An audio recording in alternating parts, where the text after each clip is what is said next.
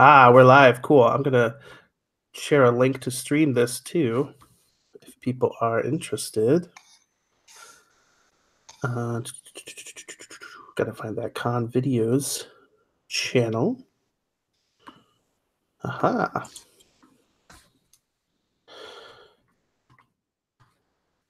Streaming a Playstorm. Yeah. Cool. Alrighty then. Welcome one and all to our first Playstorming session.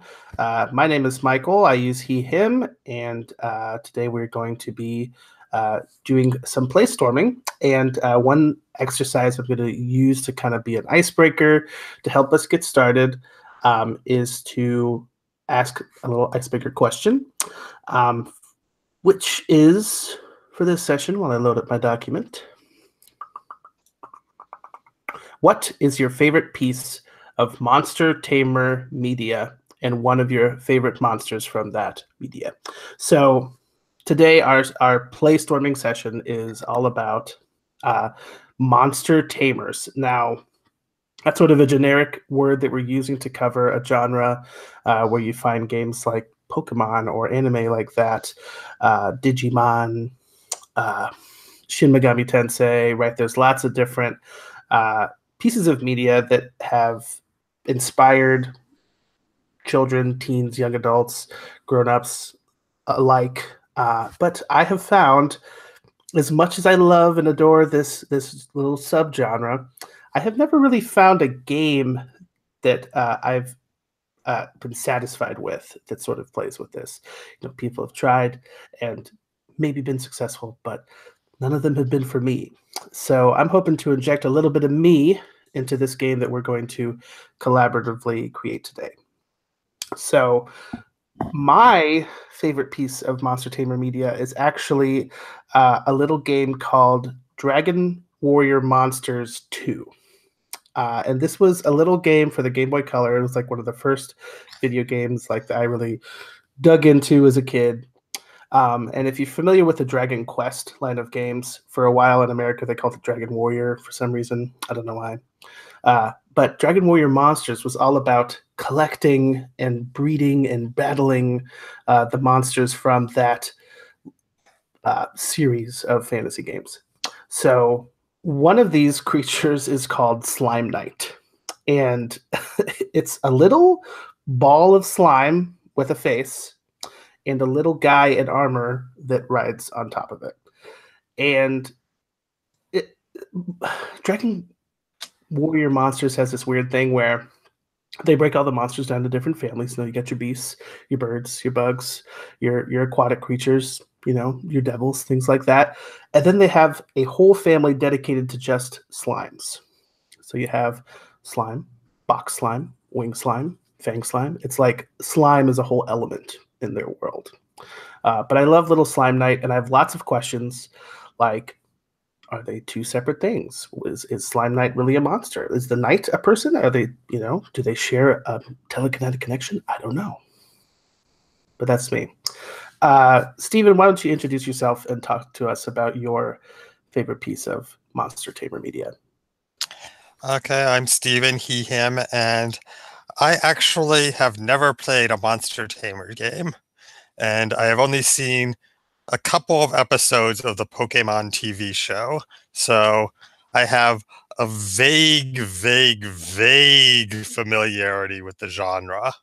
But I'm mostly coming to this from the perspective of somebody who knows what this type of game is, but has no actual experience. That's very interesting. I think that's going to be a really cool perspective, especially when, you know, we're hopefully going to design a game that will appeal to anybody, right? Right. Particularly people who like it. But you're going to give us that. You're going to give us that check and balance, I feel.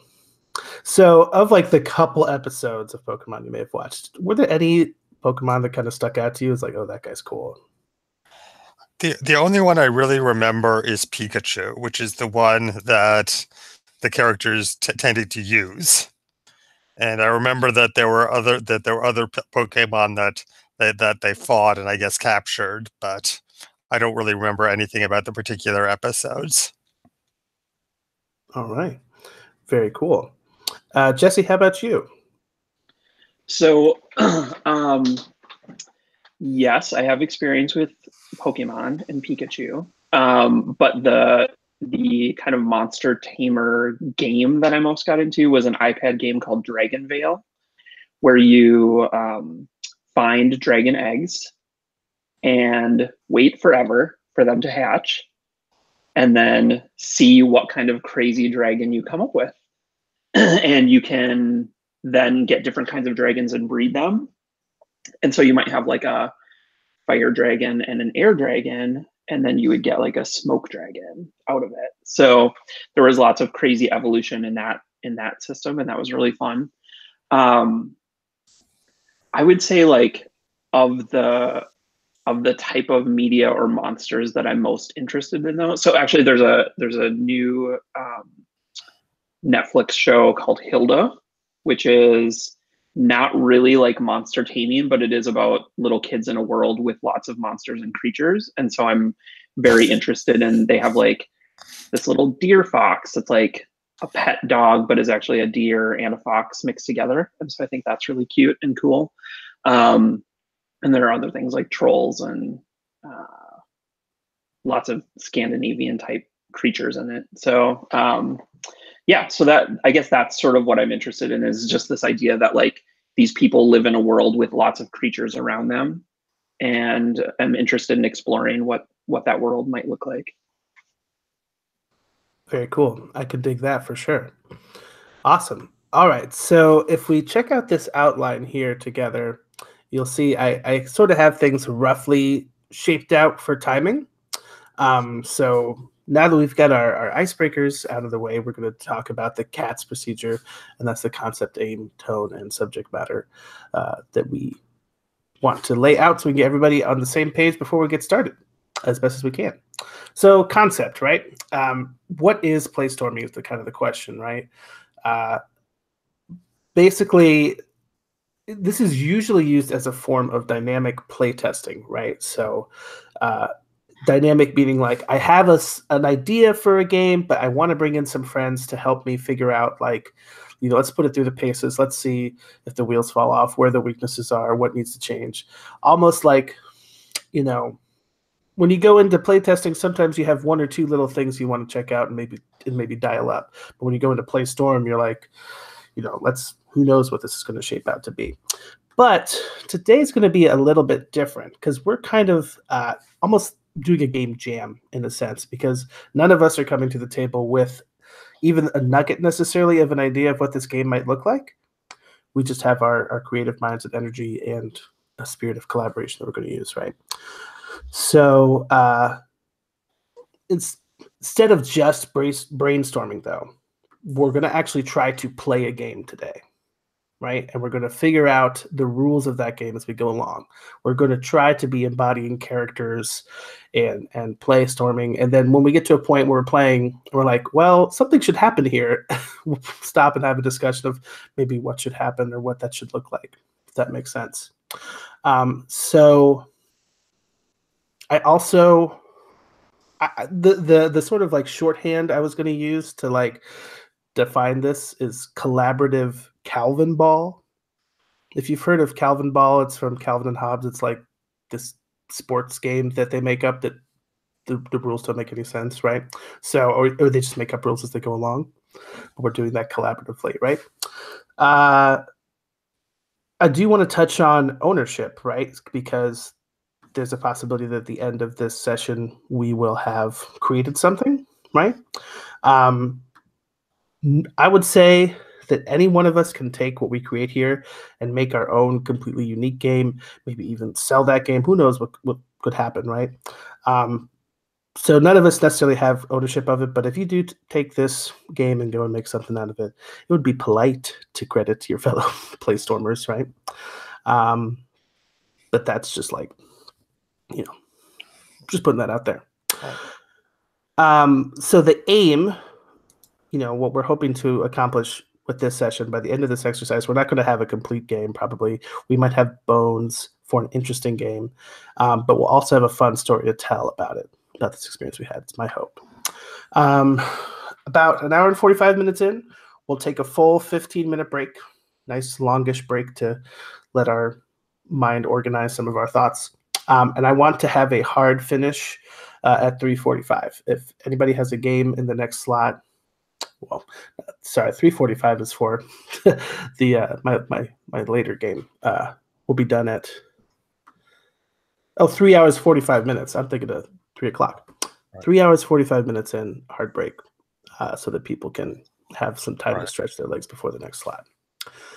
So that means we'll probably try to start debrief a little bit early, so that we can have time to do that. So tone, I think, is going to end up being a bit more of a discussion that we're going to have together, because this genre, right, can have a lot of different tones. It can have sort of a more heartwarming, rural sort of monster rancher or farmer sort of tone, or it can have like a weird, dark, like summoning demons kind of tone, right? So I we got some feedback from you, Jesse, that you enjoyed Hilda in that sort of like more pastoral kind of tone. How do you feel about that, Stephen? Do you want to work with that, or? Yeah, I'm fine with that. I mean, my impression of the genre is that it's sort of low stakes in that the players aren't really risking injury, and even their monsters aren't really risking injury. You can suffer setbacks, but you can't really be hurt in this genre. Mm-hmm. Yeah, Pikachu doesn't ever get stabbed. Right. What do you think, Jesse? Is that something you want to explore more, or do you want to go a different direction? Yeah, I'm super into that. I mean, I think that feels right for the genre just generally. I'm curious as to what kind of, and maybe this is premature, I don't know, but I'm curious as to what age of audience we're targeting, right? Like building a game for grownups to play is very different than building a game for 8-year-olds to play, Yeah, that's a good point. I think definitely thinking about audience is important. And we don't necessarily want to spread ourselves too wide or scattershot, because we might have trouble focusing, especially when we have just a short amount of time to work on it. So I'm going to kind of wrap this discussion in with the subject matter and safety tools discussion part of CATS as well, because I think that also may be dependent on our audience, right? So right off the bat for safety, there's a couple tools I want to use today, and that's going to be lines and veils and the X card, as well as the open door policy. So lines and veils is typically used for signaling or signposting content that you are certain you don't want to have in the game or don't want to be on screen, so to speak. You don't want to be discussing. But I'm also happy with using it as a palette as well. This is like a concept that's seen in a game called Microscope, where you kind of talk about, we're creating a world together, and I don't want to see another world with anthropomorphic humanoids. I'm done with them. Right? Let's skip those. So, how do y'all feel about mixing those two concepts? Is that okay? Sure. Cool. I don't want to sacrifice anyone's comfort or safety in the name of enjoyment. Right? Right. Cool. So right off the bat, let's talk about content that we're uncomfortable with having in this game personally, right? Just things that you don't want to explore in today's game session, right? I'm going to put on some of my go-tos. Sexual abuse, don't want that today. Child abuse, not really interested in exploring that today. I'm going to put a veil for now over sexual content. So that's the sort of thing where you fade to black or you shut the door, if that happens today. And I'm going to go out on a limb here and just say straight up, line against bestiality, if that makes sense. So let's not have human-monster relationships. That is its own subgenre. I'm just not interested in exploring it today. Anyone else? Let's start with you, Stephen. Are there any other lines or veils, subject matter-wise, you don't want to cross today? Yeah, I mean, I'm feeling like this basically ought to be a G-rated game. Is my sort of take on it. Have it be kid friendly, something an adult could enjoy, but you could just a kid could just jump into this game and you wouldn't need to adjust it at all. Is my sense. Yeah, and I'm thinking just no injury in this game, no sexual content. It's like exploration and evolution. It's like you're discovering monsters, you're making your monsters cooler. That's it. Sort of seems to be the core of the genre. I like that. Jesse, any other ones you want to add subject matter wise? No, I think Steven hit it right on the head. That's sort of what I'm angling towards as well. Good deal. All right, so we have that baseline. When in doubt, we have the X card, right? So if you're leaning towards a PG or PG-13 thing, you can X card yourself. Someone else can X card you. But I also want to talk about its function with our collaborative design process, right? I think it would be good if we had some veto power, so to speak, right? If you're just really not interested in a certain mechanic or rule, I would say, maybe give it a shot and play it out and see if you like it. But if it's really just hampering your fun, you can use that X card. If there is some subject matter that's coming up that you are making you uncomfortable in an unfun way, X that out. And you can either say X in chat, you can say X out loud, you can put an X up. That's our go-to for that. And finally, we'll come back and wrap back around to tone for a second here, but I just want to say our door is open. So, you have no obligation, you have no contract to stick around and see this thing to the end. If you're just not feeling it and you want to step out for whatever reason, you're good to go. And also, if you need to take a break or anything like that, in addition to what we've already planned, just call it out. We can go with that. Cool. Anybody have any other questions about safety at this time? No. Cool. Wrapping back to tone. An audience, right? I like the G rating. Are we thinking? It sounds like we might want to do something that's a little bit more accessible for kids. Yeah, I think so. I think that would be cool if there's a way we can make it work. If I think that's more of a mechanical issue than anything else, but we can chat about that as we start thinking about what kind of mechanics make sense. Sure, but it sounds like the tone will be less serious, less dire, lower stakes. Humor is okay, right? That sort of thing. Yeah. Cool. And like we said, this thing is a bit of an amorphous blob right now. We're still a zygote, so if we want to alter and adjust that as we go along, that's totally cool. Okay, so that's pretty much all I have as far as cats go. But I do want to talk about roles. Oh, we're doing good on time. Okay, so we have 3 participants today, and I have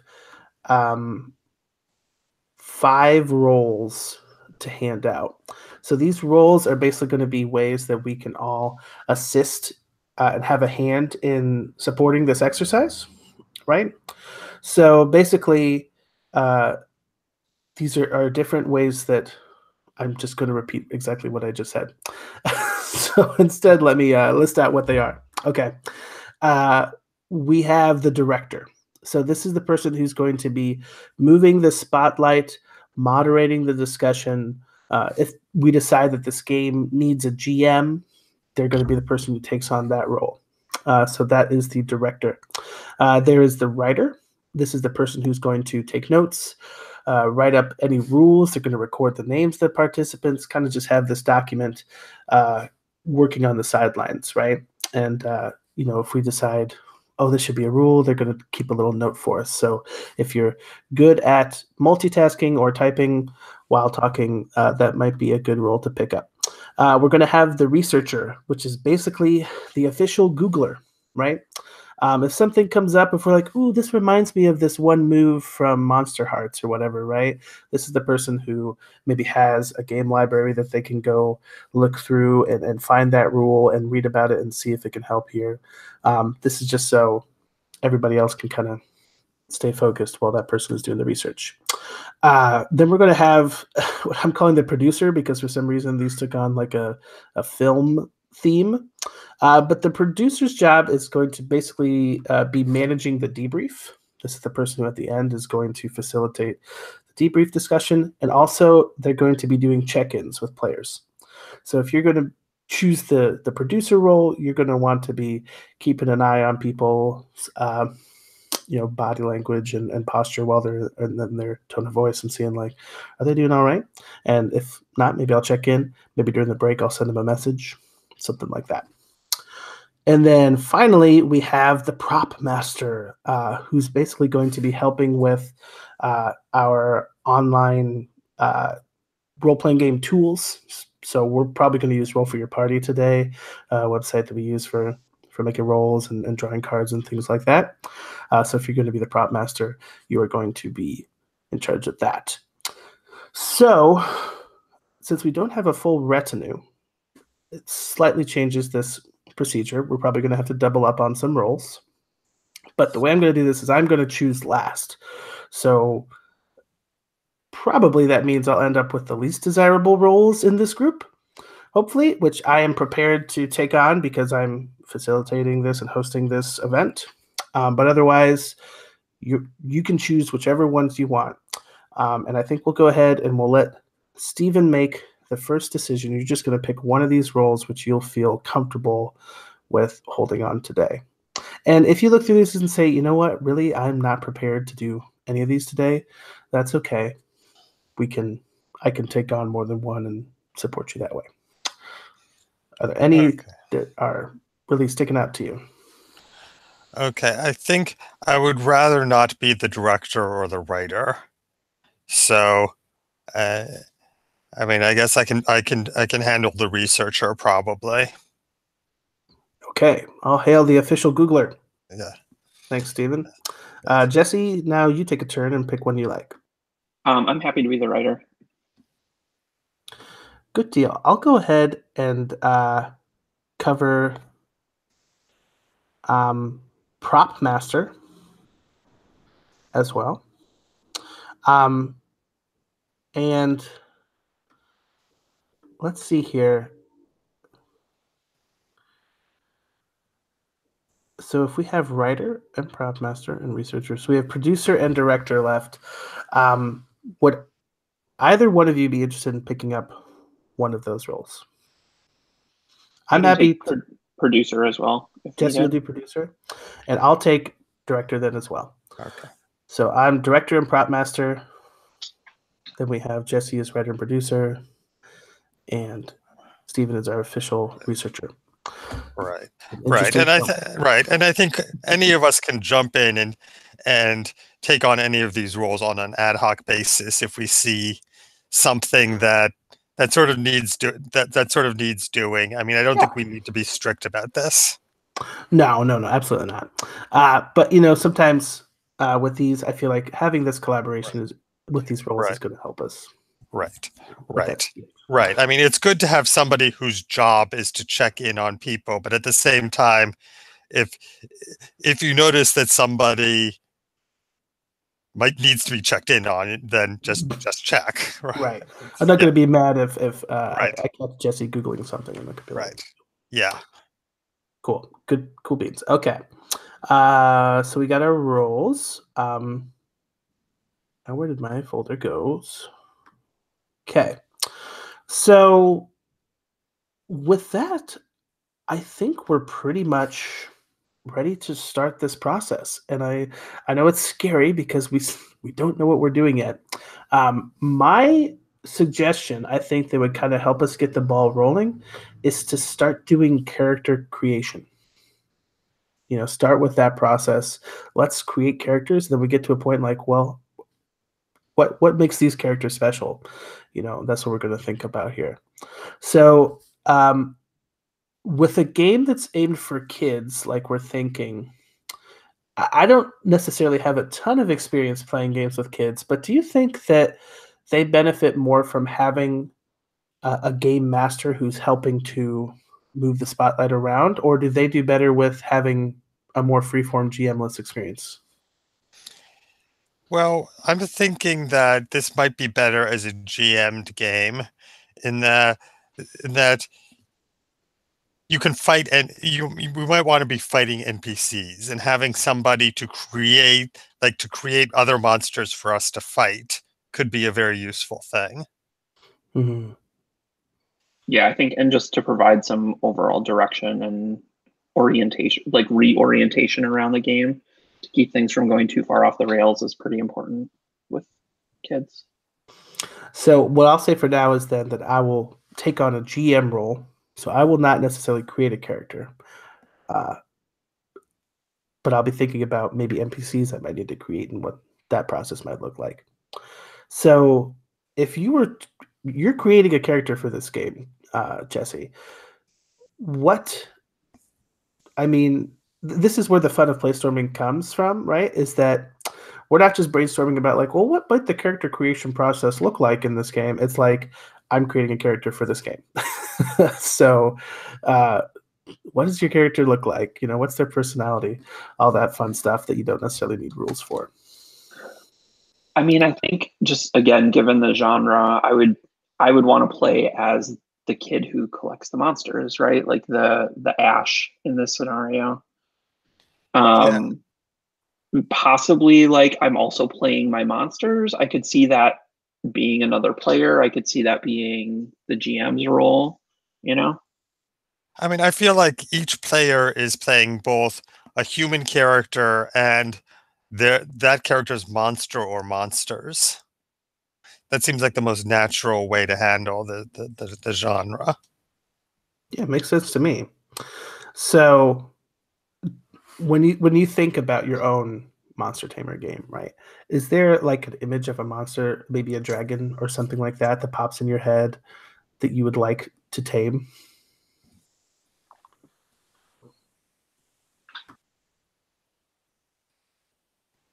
So I have one question sort of in response to that first, which is, do we want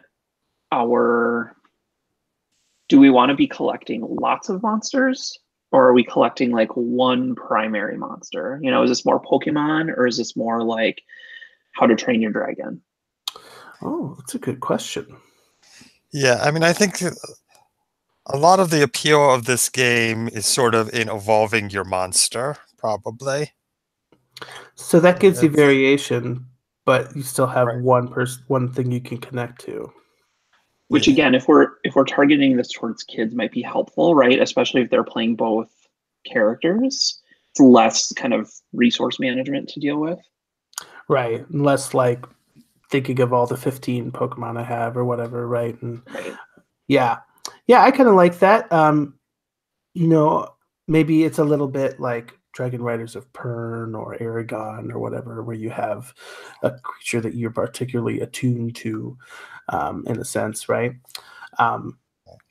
Right, and it might be that your character starts with one monster and you have the option to get more monsters later. Yeah. But I think we should start simple and start off with each player has one monster. That's definitely a good start. Yeah. You said something that I think is kind of interesting, which is like that each person is kind of attuned to a particular type of monster. I like the idea that maybe rather than everyone having a dragon or everyone having whatever, like maybe there are certain buckets, sort of like you have your slime bucket in your example, or we have like different elements, a little bit Avatar, like we have a fire group and a water group or whatever. And maybe there are creatures within that we're attuned to. That sounds like an interesting approach. Like not not super character classy, but like you can have a dragon tamer character and a beast tamer character and like an elemental tamer character, and there's sort of a rock paper scissors element to it where each type of creature is good at certain things. Mm-hmm. I like that. I think that's a very good compromise between wanting to catch them all, and wanting to be able to focus on one aspect. So yeah, that's a great idea. And again, kids love elements, right? That's what I find. I mean, I love elements too. And like you said, Jesse, with the fusing different elements, or the alchemical process, like, right, what happens when you do this? It's appealing to that sort of scientific nature of things is fun too. Mm-hmm.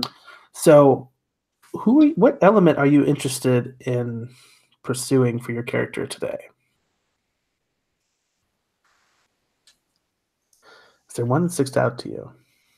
Do they need to be the classic 4 elements? I would say you can make up whatever you want. You could have candy element, We That's might funny even that you said that, because that's what I was thinking of, actually. Right. yeah, it might even be like fill in the blank sort of thing, right? Right. But like candy, you were thinking was your element? Well, that was what popped into my head first. I'm not totally like sold on that, but I think that's fun. We're vibing. Think about that a little bit. I want to check in with Steven a bit. Are you having any vague silhouettes of a character fleshing out in your head? We have the one who's interested in meeting all sorts of creatures and getting to know them and becoming friends with them. What about your character? Do you think they interact with this monster world in a different way? Yeah, I mean, I think that's probably one of the appeals of this game is going to be having different types of monsters. So if he's got a candy element, if he's got like a candy theme to his monster, then I should have some sort of different theme to the monster. Like I could have I could be like a beast tamer with a cat monster, or a kitten monster, which has a very kittenish personality to it. And I mean, I think we want to have personalities to our monster characters. Absolutely. Yeah, I dig that. Yeah. So like when it came time to look at this character sheet, right? You Right. have your monster, their name, maybe like their species name even, but personality is definitely going to be one of the like blanks, right? Yeah. So kittenish, you mean like playful, curious, Right. that sort of thing? Right. And also just like looking like a kitty. Yes. Love that. So is your tamer, so to speak, are they reflective of that, or is it more of like an opposite thing? I mean, I think it could go either way. I think it could go either way. You could have, I mean, you could have like this little girl character who wears dresses and plays with kittens, or you could have this really tough teenage boy surly character who's got this cute little kitten hawk who is always trying to cheer him up. Right. Absolutely. Yeah, I definitely think rules wise that we don't necessarily need to make that a mandate, but Right. for your character in particular, what do you think appeals to you most? Yeah, The surly contrast, now that I've said it, the idea of having this surly teenage boy with this really cute, cheerful kitten hawk character appeals to me. love it. The contrast. We're rolling here. So you're thinking for your character that their element, so to speak, what they relate to is beasts, right? So this is animals and chimera of all kinds, sort of thing, right? Right. Yeah. And I went out to I was like, I'm going to capture a wildcat. I'm going to get this fierce creature. And what I ended up with was this flying kitten. Well, sometimes you just got to deal with the hand you're dealt. Yeah. Yeah. So one thing I'm thinking about here, right? Um, I- how much of this do you think creature creation? How much do you think the rules should help support that? Do we want to leave it up to kids to color in whatever creature comes into their mind and find a bucket that it fits in and name that bucket and be good? Or do we want to offer like some like tables sort of thing, like mix this with that and you get this, and that's your character, and that sparks your imagination? The latter I is mean, kind of a cool idea. Sorry, go ahead, Steven. Sorry about that. oh, I was going to say that descriptively, I think we want to be pretty free form, but I feel like there should be some sort of broad stats, maybe Sure. so there's some framework where you can upgrade your monster and make it more powerful, and I think there needs to be some mechanical support for that. Okay. And a way to distinguish how your monster is Right, different and better right, at some things than others and right. worse at some things than others. Right. Like some sort of attack and defense stats, which are more complicated than simple numeric, like attack types and defense types. That may be so that different attack types are better against different defense types. Back to that rock paper scissors idea, right? Right. Okay. Do we how much do we feel like this is about monsters battling each other? I guess just to answer that question. Is that something that we want? Do we feel like that's an important part of the genre? Is there another angle there? Just asking the question. I have no preference. Yeah, I mean, I think we need to have. I mean, the whole monster tamer genre. There have to be battles as part of it. But I think if we want this, I assume we want this to be a role playing game. So it's like there's role playing elements, and then every once in a while, oh, we're having a fight now, and then the fight is over, and there's more role playing. And I think we probably want to have both NPC fights and PC versus PC fights as a possibility in this game. I mean, maybe the way monsters regain health is through PC versus PC fights, and and then to overcome obstacles, you've got these NPC fights that you have to beat the NPC in order to get what you want. I mean, where it could be something like we're trying to explore this area, but we have to get past this. In order to get over the bridge, we have to beat the troll monster that lives under the bridge Mm. with our monsters. You know, that's definitely like a hallmark, I would say, of the genre. Um, we don't. I don't know if we necessarily must ascribe to that notion. We could maybe change things up. But when I hear about your character, Stephen, it sounds like strength and ferocity is something that is important to them, right? Like they want to go find this wildcat, right? Right, So you mentioned earlier too, Stephen, about how a lot of this is about growth and right, exploration and evolution. right, And what I kind of like about the monster tamer genre, especially how it relates to children, is that it kind of relates to that like experience in childhood of growing up, and you physically change and your body changes and you get stronger and you get more capable as time goes along, and you learn from your experiences, things like that. Um, and I think that uh, your like physical strength and autonomy kind of goes along with that. Um, but yeah, what are your thoughts on battles, Jesse? What do you think? What kind of a place does that uh, violence without bloodshed kind of look for you? Right.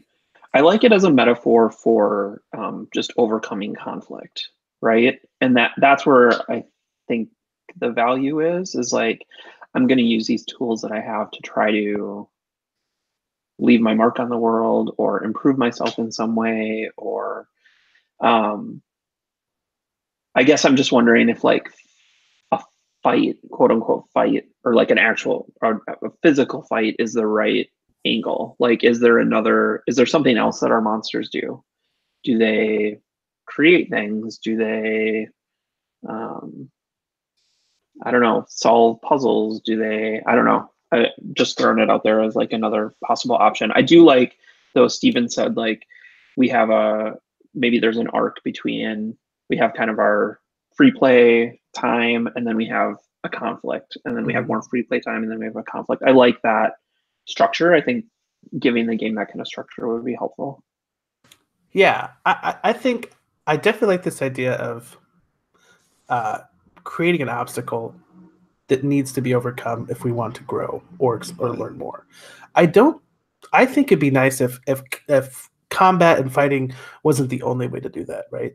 Like, what if we befriended the troll, so to speak, or what if we threw a tea party for the troll? I want those options on the table. Right. No, but I think kids want to do that too. Right? Yeah.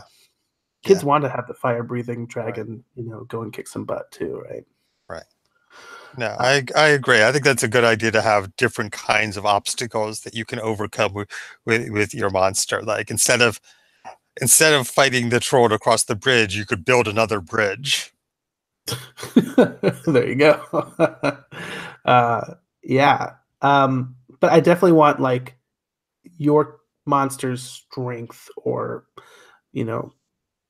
power to be something that's related somewhere, that's demonstrated somewhere. So, when we think about, I always fall back on stats. Give them some attributes, give them a power number, give them a heart number, sort of thing, right? That's a pretty easy way to kind of categorize and label things as we go along. Do we want to start with that as like a kind of a skeleton, or do we want to go a totally different direction?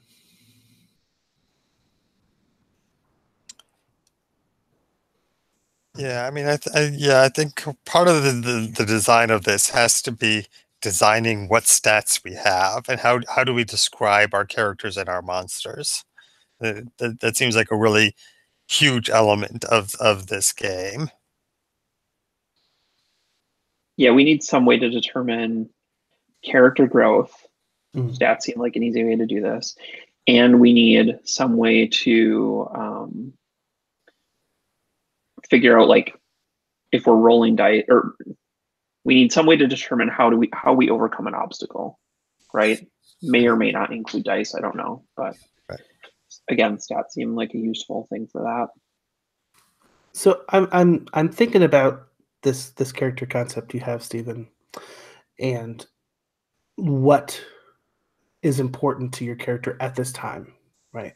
He wants something. He wants that wildcat. He wants that mountain lion. Instead, he's got this kitten.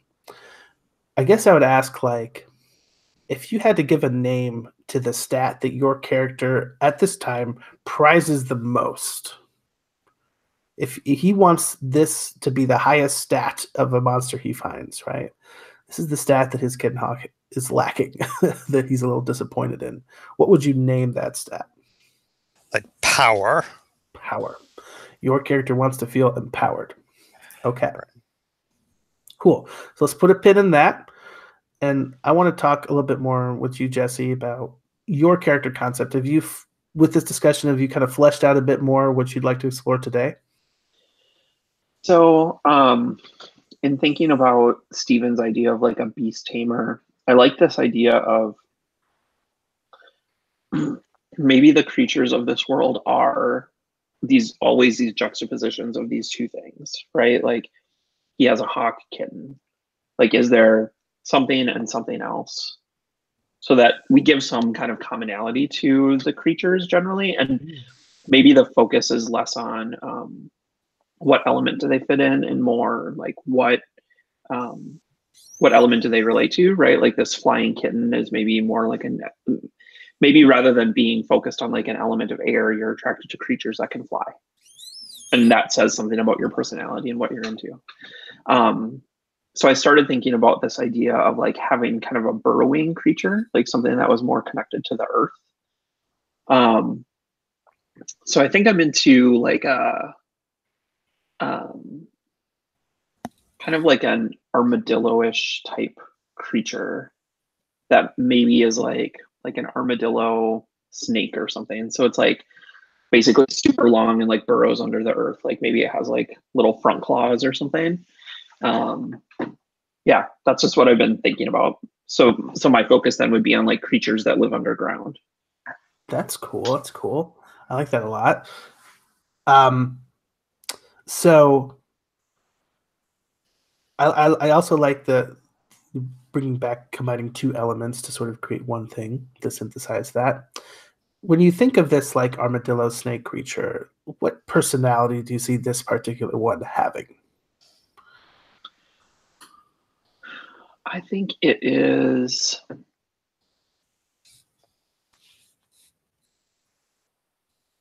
I think it's mischievous. Like what it likes to do is sneak underground by people and then like pop up and surprise them. I like that, and I definitely can see like your creature like sort of like tempting Steven's creature, or trying to get it to go along with them on their wily schemes, sort of thing. And because that kitten hawk is naturally curious, it might just end up doing something, you know. So when you think about your tamer, right? Do you think that they are alike with their creature, or is it a contrast like we have with Steven's character? I think it's more of a contrast. I like that idea that the creature represents sort of the direction we want our uh, tamer to go, maybe, or that there's some like interplay and growth that happens between those two. So I like this idea that like the person that I'm playing is maybe like shy, really young, like very young person. Always follows maybe the like rules. huh? Always follows the rules kind of individual.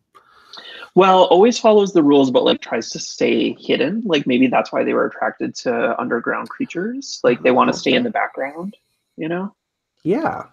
So when we think about that, right, in terms of a strength that you have that allows you to overcome obstacles in a particular way, right? What does your character at this time, we have the arc, right? But at this time, what would you name that trait or attribute that your character would desire the most? Oh, what they desire the most. I see them as like having a really high, like if we had heart as a stat, like heart or empathy or compassion or something like that. Like I could see them having a very high that. But I think they would want like respect is not quite the word, power is not quite the right word, but like to be recognized, to be noticed, to be like that's what they want. So I don't know what we would call that. Ambition? Maybe. I definitely would. I definitely want to make the stats something that kids can like grasp and understand, Right. So like flashiness, thinking of like fate accelerated, like what do you call those?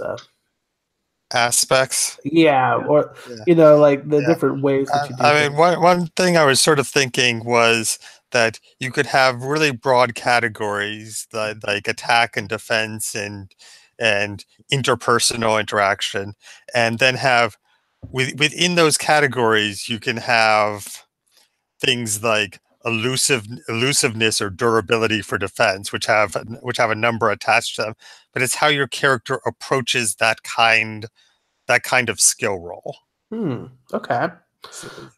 So you want to have a mechanic that reflects attack or resisting an obstacle or overcoming an obstacle, but it sounds like you want to be able to kind of choose maybe which. Right. Like you have. Right. Like there are. Every category has like attack skills and defense skills and interpersonal skills, and within that they have particular skills that relate to their personality and how they approach that kind of skill check. Okay. Yeah. Does that give you any more ideas then, Jesse, about what you might name this? I mean, Yeah, because sneakiness doesn't necessarily seem right. He wants to yeah. evade. They want to evade or elude people, but they don't necessarily want to, like, sneak past them. Is that true? What do you think? I mean, sneakiness could be a part of it, but I think they already maybe have that. Like they already are a little bit invisible or hidden, and they Mm, want that kind of flashiness or flair, right? yeah. Cool. So you could defend against an attack with flair. You could attack with flair for sure. Um, you could try to disorient, or you could try to, uh, distract, things like Ooh, that. I want to call it dazzle. Dazzle. All Yeah, right, we got yeah, power and dazzle. yeah, I'm excited about this game now. yeah, yeah. And I think like these descriptions like that dazzle or elusiveness. I think this should be really free form. It shouldn't be like there's a list you choose from. It's Okay. something that you make for your you choose for your character. And like the GM's role is to say, well, this is a situation where elusiveness won't help you much, so you've got like a -2 penalty. Or Okay. this is a situation where elusiveness is really, really good, so you've got a +3 on your roll. Sure. Do we have like a so is there a kid stat and a monster stat? Like are they different things? Yeah, I think Great yeah, question. yes, yeah. I think they are different. You got a character sheet for your human character and a sheet for your monster character, and possibly multiple sheets if you've got more than one monster character. Personally, I would love my own like inclination is to have character sheets and things like that to be smaller, more uh, manageable. I'm not a big fan of like the multiple character sheets for like one person that you see in like some trad games, right? Mhm. I'm not a fan of like huge long skill lists. So I like the idea of things being blanks so that you don't have to like have a whole list and check off, like, oh, Right. I have burrow skill and climb skill and all those things. You can just put a name. Um, so that's just something I kind of want to goalpost now is like Right. make having character sheets be simple. Yeah, I think So like index card style, basically, just like something that Yeah. could fit on an index yeah, card. Yeah. Yeah. Like there are a few broad categories which you can put your stats in, and then you make up the stats, and like each character might have only 4 or 5 different stats, but each of their stats has some really evocative name like dazzle or burrow or elusiveness or fly. so let's talk about this a little bit more though, as far as like individual, like the children, the characters of this show, right? Like what sort of power do we want to give them to overcome challenges? Do we want them to have to rely on their monsters to overcome these things? Is it like a scale thing where they're just like, there's no way this kid is going to be able to deal with this troll. They need to use their monster to overcome this and not give them any stats? Or do we want to give them stats that they could individually do things without being empowered by their monster? I think the human character should absolutely be able to overcome obstacles without their monster. So, like, they could have skills like diplomacy or provoke or build things that could be used to overcome obstacles. And they also that their monsters have skills, which in some situations might be more useful. So, like, I could use my fly skill to say I'm going to scout around this bridge to see if there's a way we can sneak past the troll. Does that have to be a skill though, or can that just be like something that is narratively applicable because you have a flying monster? Right. Well, I think it's like if you've got a flying monster, then you would have you would put the fly skill on that monster. It would be one of the stats that you choose for it. And like if you've got a burrowing monster, then you would give that monster the burrow skill. But you're thinking that if there's a situation where like you're using your burrowing to overcome an obstacle, then like the GM is setting a difficulty and saying, okay, roll on your burrow skill to see how well this works. Or it might but you're thinking that those are right. Oh, sorry. Yeah, but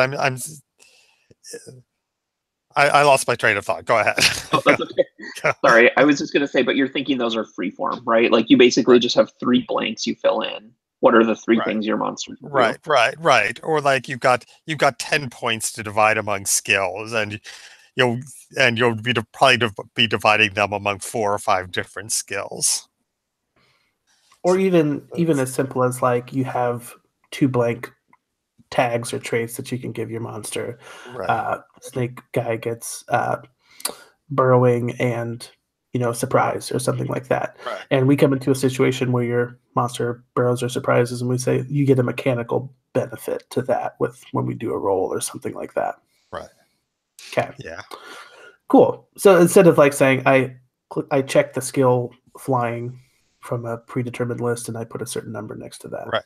No, flying is absolutely not something that would be like on a predetermined list. Because it's like if you're making a monster that can fly, that would be something that you put on their character sheet in some form. Could we try a version where we make little character sheets for our characters and just see what we come up with? Like say we start out with, I don't know, 2 blanks, but like those can expand as our creature evolves or gets more powerful. Yeah, does that seem like a decent place to start? How many blanks would you want to give your very starting character? 2? Think that's a good one? They can do 2 different things, or only 1? I mean, I think the number of these freeform attributes that you can assign should itself be sort of freeform. And like, but as your character gets more powerful, like maybe my cat creature will get the power to expand and become really big, and then you would just add the expand trait to the character sheet. Sure. I like that idea. I think evolution feels like a good genre piece as well, but maybe that's there should be some sort of trigger where you like earn that extra blank, right? Exactly, like you only start with a certain number. Exactly. That's sort of the experience upgrade mechanic. It's like at some point where after you've overcome enough obstacles, you get the option to evolve your monster. And then when you evolve the monster, you spend his accumulated experience and rewrite his sheet. So I'm going to use pen and paper here. Okay. Because I don't want to deal with trying to format a character sheet at this time, right? That's one benefit to old school stuff in that way. But I definitely feel like we're tuned into this monster creation, right? Give them a name, mix 2 elements, give them a personality, give them 2 traits that they relate to. But I want to kind of circle back to this idea of stats being basically generic things that all monsters have in common, maybe, or being things that our characters, our humans, personally value, and whether, because one thing I was thinking was like maybe when it comes time to define your person, right, you give them stats and maybe they can share those with their monsters in a way or something like that, right? So like you can help your kitten hawk be more powerful, and as you grow, I like that a lot. That's cool. Yeah. Cool. So the question again comes down to, do we want those to be blanks, or do we want those to be like 4 or 5 determined things? Well, I think like we want. So I think we want those to be freeform as well, probably. I was going to say the opposite. I like the idea that like the monsters are a little more freeform, but the kids like fit mold. I don't know, just to create some difference between play and playing those 2. I'm open though. Yeah, because One thing I like about having predetermined stats is that um, they help like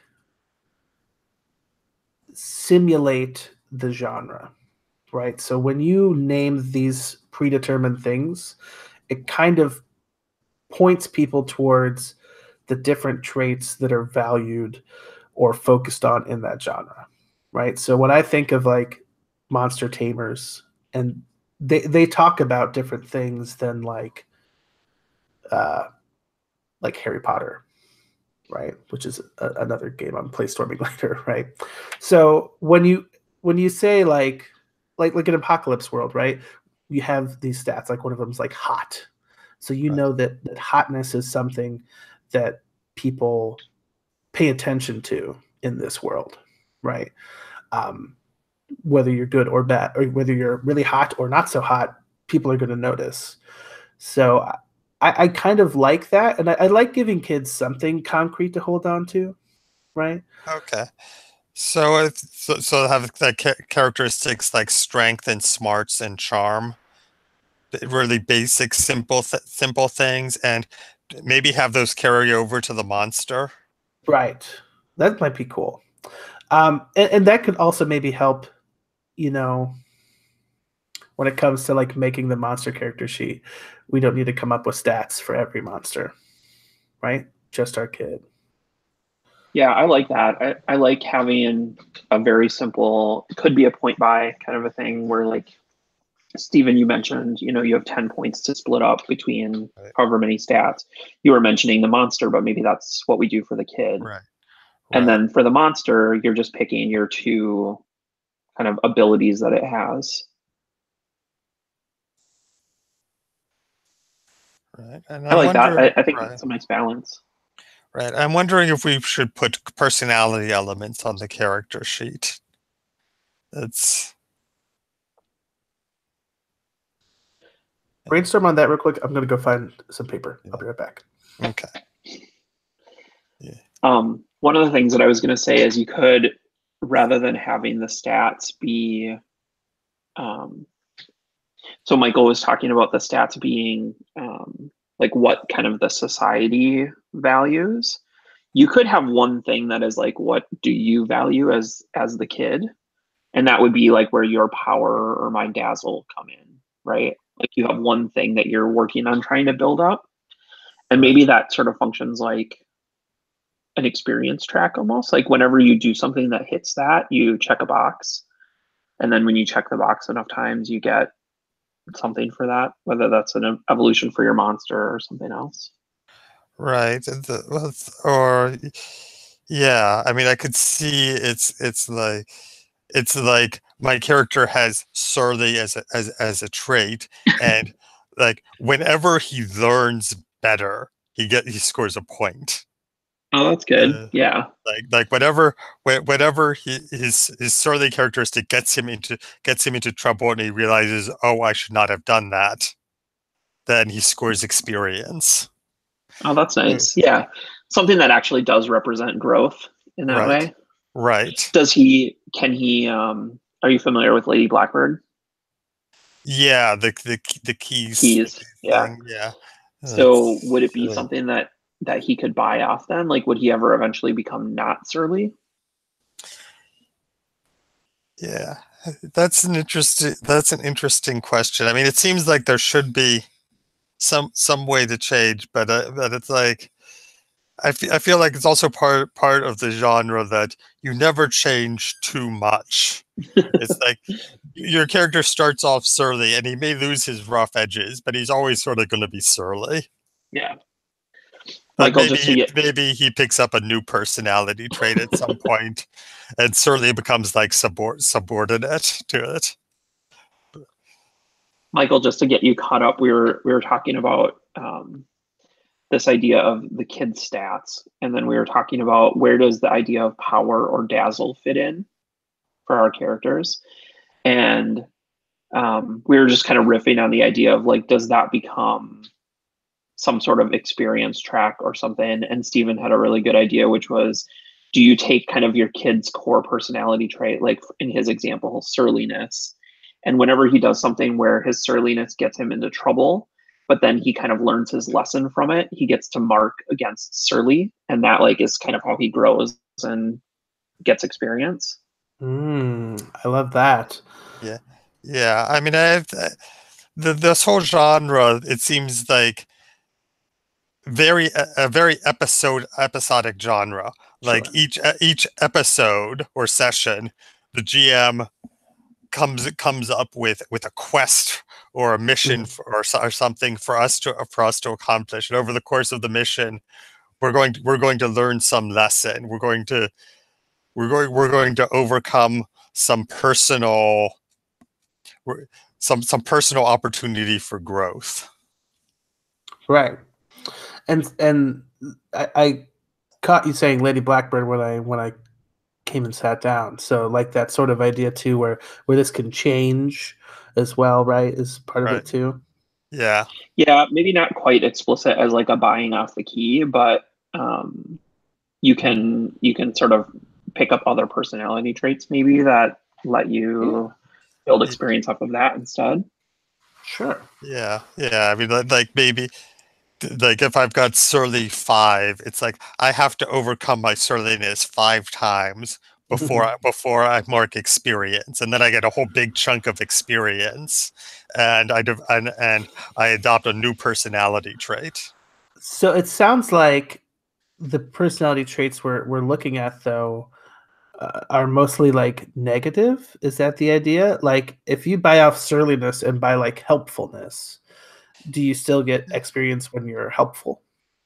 Yeah, I mean, I don't think it necessarily has to be negative. I think helpfulness is a perfectly good. That's something where like you find an opportunity to be helpful, and you do that enough times, you get your experience. But it Yeah, sounds like. Oh, go I ahead, don't think it Jason. has to be a buy off. It could be Right. like what do you want your character to Right. What be like? defines What defines your character? And that could be something positive or something positive that you have to find ways to express, or it could be something negative that you have to. I mean, it has to cause you trouble, or you have to learn from it. Right. So me as the GM, right? I look down, I see your character, their core trait is surliness or it's helpfulness. Am I as a GM looking for opportunities to get you into trouble for that? Where your helpfulness, you know, you Or help the wrong person or or not necessarily get us into trouble, but emphasize that element of our character. okay. So So any it's situation which you express your personality in, right, you're getting a benefit for. right. Is there value in positioning it as like as a goal instead? Like so maybe instead of pointing out surliness, like you might be a surly character, but you want to be helpful or you want to be more empathetic or more whatever. And so your trait that your experience track is measured against is helpfulness. Right. Well, maybe there just has to be some sort of a cost. So the cost to surliness might be my surliness gets the characters into trouble, and we have to get out of the trouble. And the cost to helpfulness might be, well, your helpfulness gets your characters into trouble, and you have to get out of I mean, you volunteer to do something, and and that causes trouble for your characters. And you have to solve this problem that you've made this commitment that you have to fulfill. So it seems like there's value in positioning it as something that is somewhat negative or somewhat problematic, right? Yeah, I mean, I don't think necessarily helpfulness is problematic, but it's the kind of thing that can have a cost. Right. Like we're not having a mechanical benefit to when your surliness benefits you. That's just fictional positioning then. Right, right. It's like the mechanical benefit is when your personality trait causes a plot complication, which you then resolve, and then you score experience. So this almost is sounding like something we would, instead of calling your personality, we might call this your trouble or flaw or weakness. Yeah, I mean, not necessarily. Like cuteness, it could get you into a situation which is a positive situation, but you still have to resolve it somehow. Mm-hmm. It's like if your cuteness gets you invited to a birthday party, then you have to you have to go to that birthday party and meanwhile, you're supposed to be going and fighting this troll. get through the birthday party. You have to go to the party and bring the birthday boy a gift. And if you do that, you get experience. And then the struggle of the game ends up being like, what is the present? We need to learn about this friend. Like, yeah, how do we get the right gift? Right, exactly. Like, it doesn't have to be negative. It just has to be a plot complication that takes some effort to resolve. Okay. So I think that makes sense then with like if I was GMing this game and a kid picked helpfulness, I would then give them too many things to try to be helpful about, right? Like this person needs help and this person needs help and this person needs help. And now as the kid, I'm trying to decide, who do I help? Which one do I do? How do I do all of them? Right? So the lesson to you kids is don't be helpful. Right. Or don't overextend yourself. right. Like you overextend yourself, and you have to drag the other players in to help you solve the problem, and that sort of drives the action of the session. It's like, oh no, you've got to do these 3 things today, and there's no time, and everybody has to pitch in and help. So thinking on this, right? Like, I want to have a way. We have a way to mechanically interact with the downside of your personality, but I don't want that to be the only element. I don't want your personality to only be something that punishes you. I think it'd be cool if we could put in a mechanical effect that highlights the upside of your personality, right? So like it could just be like a simple like +2, like or whatever, right? Like your tags that you have. Your monster can burrow, that is helpful in some situations. You have a helpful personality, that's helpful in some situations. So maybe your personality can come into play, you know, if you're in a situation where your helpfulness is a benefit. Does that make sense? Yeah. And that's the kind of thing. Oh, sorry. Go ahead. Sorry. Yeah, and it's possible you could have more than one personality trait. Like I could have surly and independent, and so you can have one that's sort of maybe problematic and one that's sort of helpful.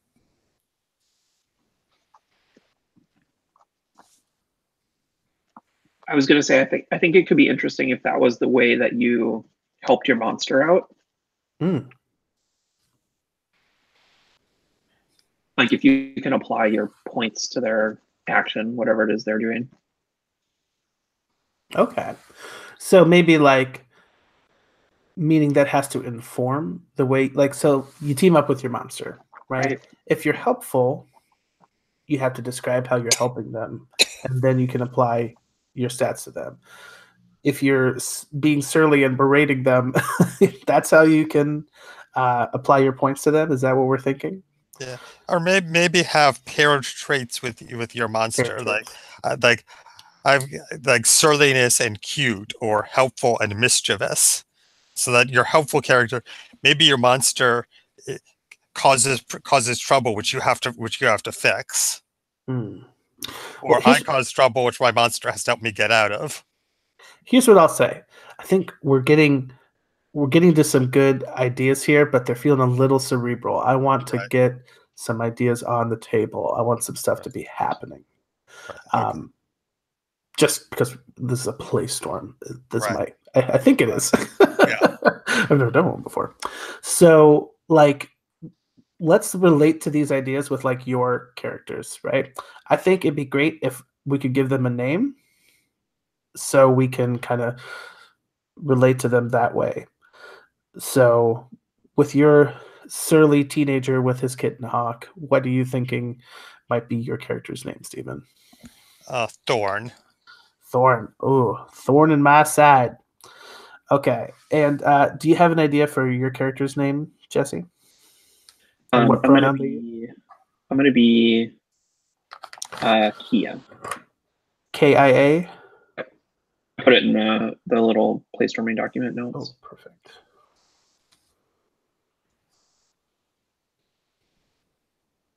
Kia. Cool. And what pronouns does Kia use? Kia is going to be she. Okay.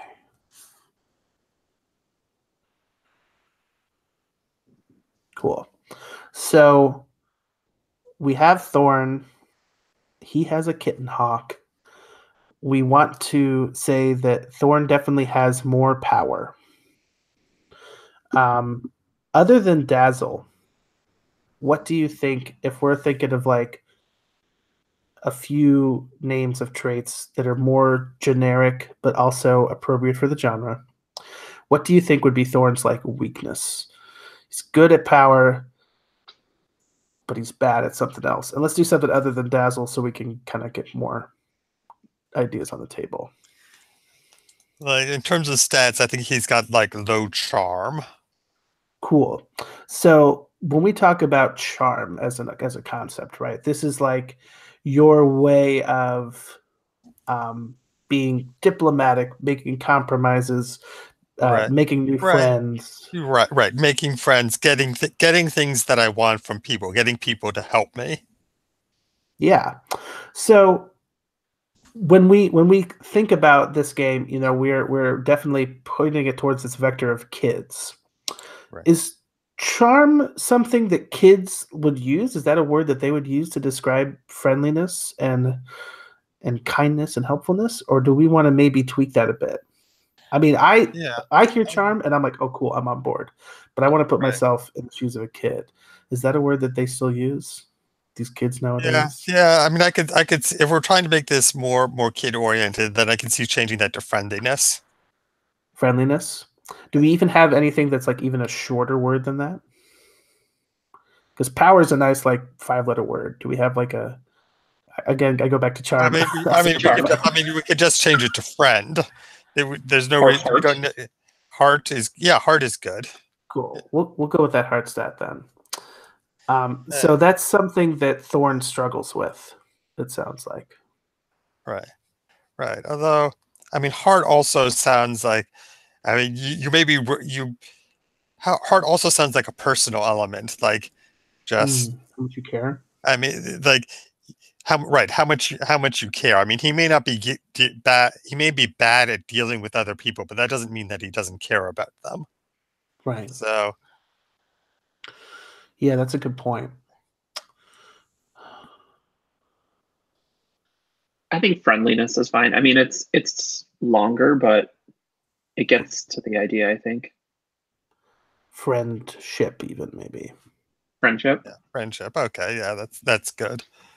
Friendship -1. Uh-oh. Cool. Yeah, what was I thinking here? Power, friendship. We're gonna have Dazzle, so let's leave that at neutral for Thorn right now. You know, he's not necessarily better or worse at dazzling people. And let's talk about Kia. So you'd mentioned that maybe friendship was something like she wants but isn't currently good at. Is that right? I think actually she's good at friendship, but she's not good at dazzle. Like she wants to be better at being dazzling. But looking at her stats, we have power, friendship, dazzle. It seems like we're missing some sort of like smarts kind of a thing there. Yeah. Or problem solving. Yeah, I mean, I think smarts is a good name for sort of a generic stat. Yeah.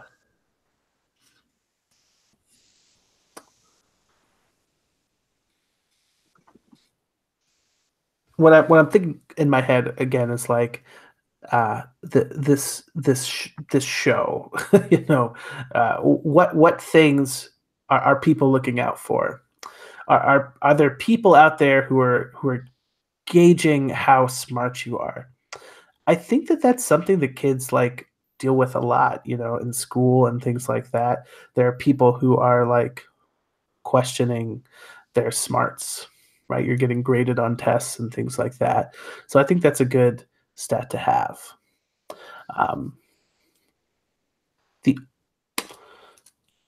The only thing I'm maybe too hung up about is like wanting to not be too neurotypical. Do you know what I mean? Mm-hmm. Do you think that there's a problematic element with using smarts, or am I being... I mean, I'm fine with that not being there. I'm just thinking about like what are the kind of things that we're focusing on right now. We have power, which could be physical strength, but could be other things too, right? Just like raw ability to exert yourself, or endurance, or we have friendship, which plays into kind of like socialness and the value of working together.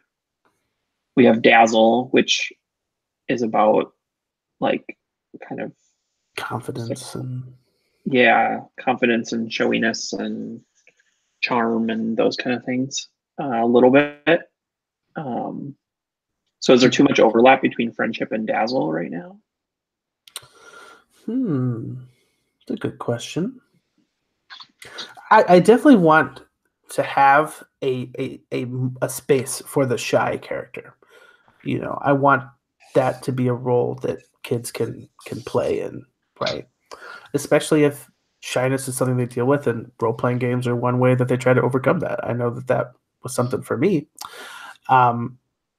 So it sounds like that's kind of what Kia might be, right? Is a person who's shy but cares a lot, but is trying to kind of overcome that, right? So my thinking is personality traits versus attributes, right? So like for Kia, is dazzle a personality trait or a stat? It's a tricky question. Or an ability, like fly is an ability. Maybe dazzle is an ability that she's trying to develop. Or dazzle could honestly be her monster's ability too. Maybe it's less her stat, because I could see her being the type of person who has high heart or friendship, right? And dazzle is like something her monster can do, and she can help kind of power that. Right, because she's a good friend,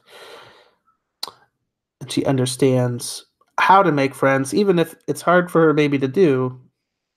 She can be empathetic and stuff. Right. So if she's really good at making friends, what's something that she's really not good at? I mean, she strikes me as someone who would have low power. Sure. Maybe. If we're just looking at the stats that we have. I mean, it could be as simple as power, friendship, smarts. I mean, I'm totally down with the body mind charm, triumvirate that we always see, and maybe just kind of tweaking that for kids. Would we ever just have one stat? I mean, is there value in just having one thing and then saying how they apply it, right? Like, we might both have power, for example, but the way that Thorn applies power is very different than the way that Kia applies power. Yeah, have like a free-form personality-based element to it. So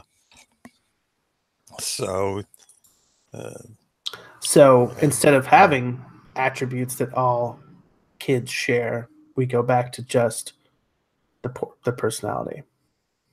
I don't know, just throwing it out there. Right. Yeah, I mean, I don't know, but like having like my character friendship 0 surly as a sub element, and your character have friendship 3 shy as a sub element. So here's what I'm thinking as a GM, right? I'm ready to throw you guys into a situation. Okay. But I want to know when I look at your character sheet and like what sort of situation I might come up with, I want to know what you're good at so that I can highlight that character's strength in that way. But I also want to know what you struggle with so I can give you an opportunity to struggle with that as well. So that's we can like kind of flesh that out more as we go along, especially when it comes time to a critical decision. But at this very time, we didn't even have to call this a character sheet. I just want to know, like, for Thorn, what is one thing that Thorn is really good at, and what's one thing that Thorn struggles with? Thorn is good at confidence. Okay. But he struggles to be kind. He's like I said, he's surly. He can tend to be inconsiderate, and that can get him into trouble. Okay. And how about Kia? What's one thing that she is good at, but one thing she struggles with? Kia is good at being empathetic, but she struggles with being front and center. So it's basically the inverse of Thorn. Perfect. Okay. So I'll keep an eye on that. And when it comes time to maybe roll, we'll see how that might interact with that. Let's talk about your monsters. So in this game, right, you know, we had the Pokemon situation where, yeah, you can nickname them, but like most of the time in the show, Pikachu's a Pikachu, right? And you just call them Pikachu because that's their species name. Do we want to have species names for creatures? No species names? Do we want to give all of our personal ones names? Do we want to have both? What do you think? I mean, I'm seeing Kitty Hawk as being like an individual name, and that probably it's sort of a unique creature. It's not there's not like this whole species of Kitty Hawks. It's just he went looking for a monster, and this is what he came up with. Okay, so you have the only Kitty Hawk, right? Okay, right. cool. Or maybe. I mean, or maybe in some episode we run into another Kitty Hawk, but it's like it's a female kitty. It's a female that looks like Kitty Hawk, but it wouldn't be called Kitty Hawk. It would be okay. So when I refer to your monster, I can call them Kitty Hawk. Kitty, right? Okay. And what is a unique ability that Kitty Hawk has that like humans don't have? All right. Well, flying, obviously. They can fly. Right. And let's give them one more. What's one more cool thing they can do? Like elusiveness. Like Kitty Hawk is very good at dodging things. Cool. So Kia, if you had to, give your monster a title, what would you call them? My monster is going to be named Furrow. Furrow.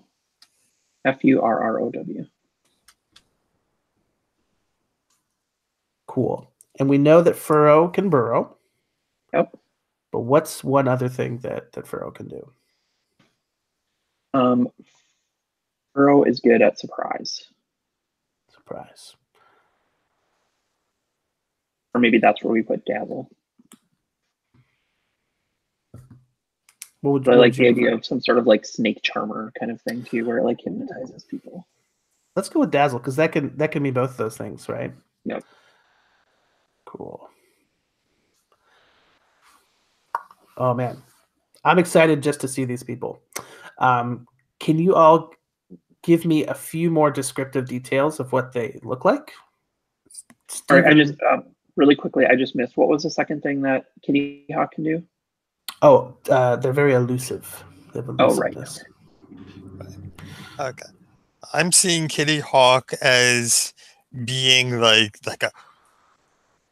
a cartoon looking cat, like very elongated, a black cat with white wings.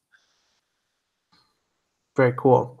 Right. And how It about sort of tends and sort of tends to the body tends to curve back and forth as they fly. I like that. Very Yeah. cool. How about Thorn himself? What are some descriptive details about him? And he's this tough-looking kid. He's in jeans and a torn T-shirt and sort of this spiky hair.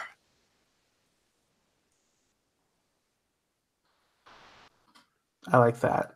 Like, what color skin does he have? Like white. Very cool. How about Kia then? How do you envision her? I think Kia is like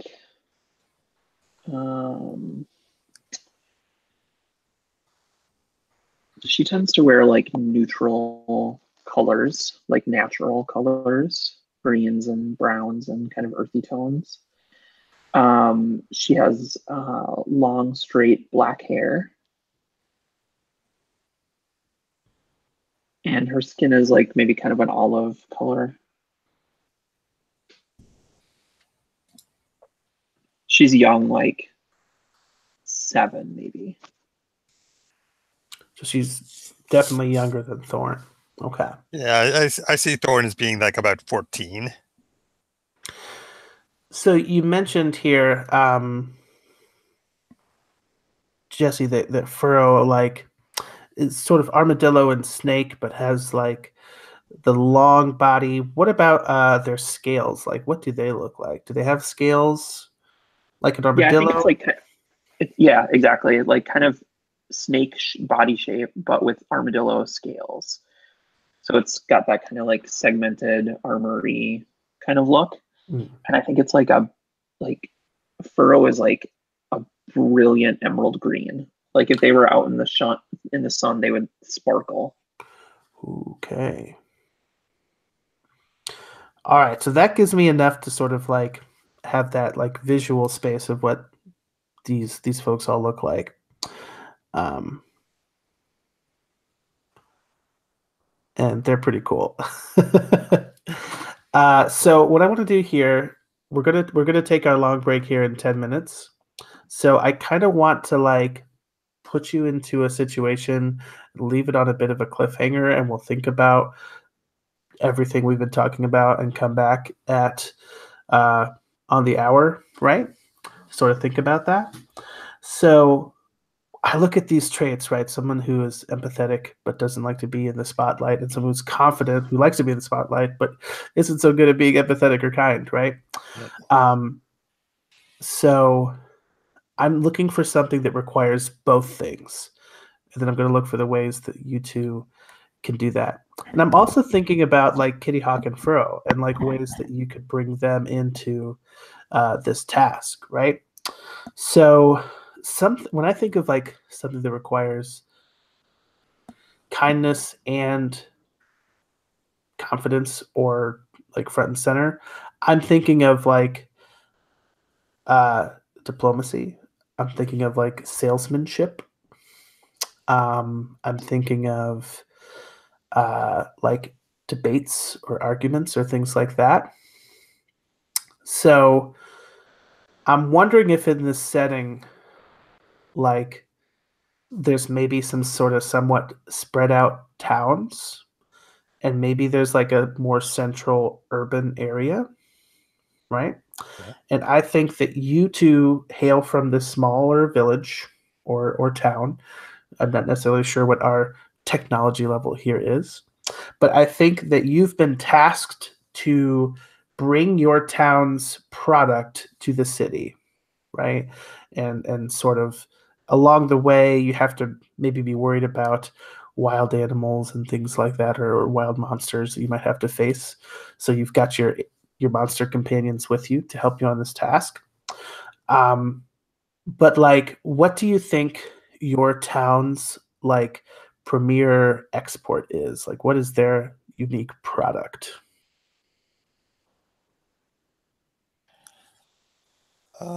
Maybe plums. We're taking a load of plums to the city. Nice, I love it. Cool. Is So there we're something gonna, like really special about these plums? yeah, give us like an extra like adjective so we can give them a good name. What if they're like healing plums? Like they're almost like medicine. Mm. I would take that. Most of my medicine does not taste like plums. Yeah, so the healing plums, and we're just gonna call your village Plum Tree, right? So Okay.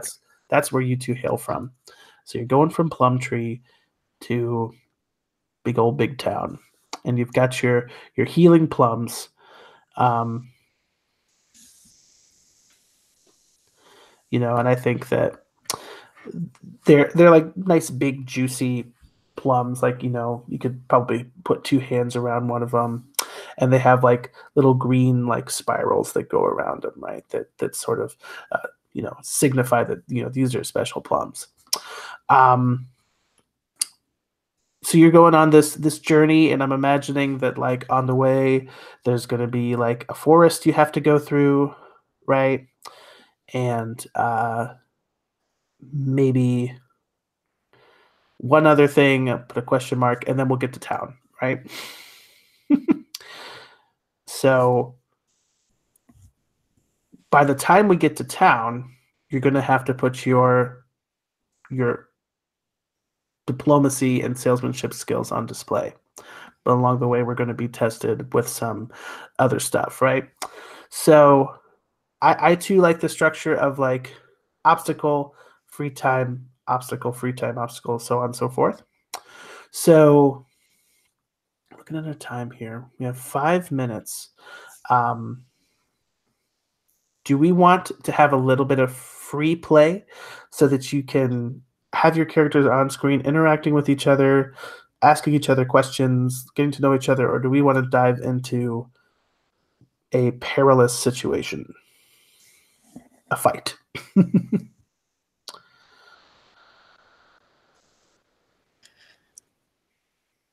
I mean, I think that let's just go with a bit of free play, where the two of us we've been assigned to this journey and we're meeting each other. And Okay. Are we meeting each other? Like there's such an age gap. I wonder, I was thinking, could we be siblings? I would say siblings is a possibility. I would also maybe put on the table like apprentice, or you know, you're right, looking out for right, them, or they've right. been Well, assigned to you. I mean, I was thinking like this is a small town, so I mean, we're not meeting each other in the sense that we don't know each other, but like we've both been assigned this job, and we're just finding out. Oh, I'm going on this trip with Kia. That's fine. We can play it out as like we know each other, but we probably very rarely interact, right? Right, right. We aren't in the same social circle because you're a lot younger than me. Right. So I know who you are, but oh my God, they're sending me on this trip with a kid. So you're loading up. Let's go with like like just like a pastoral setting, right? So you're loading up a cart that you're gonna have to drag, right? It's like a wheelbarrow basically, but a bit more stable. I'm thinking, right? You don't really have a beast of burden, but you're not carrying that many plums, Right, right? right. You know, but you have a nice cart full of plums. I'm imagining that Thorn is going to be the one who's stuck with dragging it, right? So let me pose a direct question Figures. to you, Yeah, though, yeah, yeah. to help you think about how you relate to one another. So, like, what's one thing as you're like preparing for this journey that you admire Thorn about Kia? Something that she's brought, something she's thought of ahead of time, something that about the way that she works that you're like, well, maybe Kia's not so bad. I mean, I think that I did not bring a hat with me, and after we've been on the road the road a little while, she gives me her hat, and she sits on the cart, and she starts weaving another hat out of some material that she brought with me there. Like she, she finds some reeds, but we pass some reeds, and she pulls up the reeds, and she starts weaving another hat. And it's like, wow, that is. I got to admit that is really smart. That is really smart. That is really cool. I would not have thought of that. So then, Kia, Thorn is maybe a little intimidating, a little imposing of a figure, but there's something that he does that kind of earns you a little bit of respect for him. What is that? Well, he's a big kid. So everything he does is like kind of impressive. Like I'm sort of amazed at almost everything that he can do. I think at one point our little wheelbarrow, like the wheel breaks, and he manages to, I help him unload the plums, and then he flips it over and actually, like, just through sheer strength and like, I'm gonna figure this out, he like kind of puts the pieces back together and like cranks it back into shape. Like, wow, I could never do that. Like, I would never have that. I could maybe try to figure it out, but I wouldn't be strong enough to pull it off. A real Arthur Fonzarelli over here. Yeah. Cool. So you're on your journey, right? Right. And you're getting closer to this forest. And maybe, tough guy Thorn, not too worried about some forest, right? Maybe Kia, these tall trees, these shadows might be a bit imposing.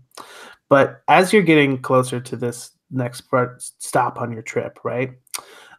What's one thing, Thorn, that you see in Kia that you're worried might be problematic for you on this trip?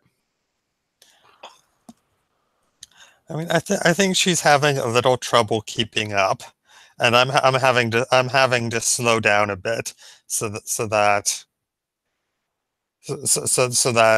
she doesn't fall behind. And I'm thinking maybe I should just tell her to get on the cart, but I don't want to hurt her feelings.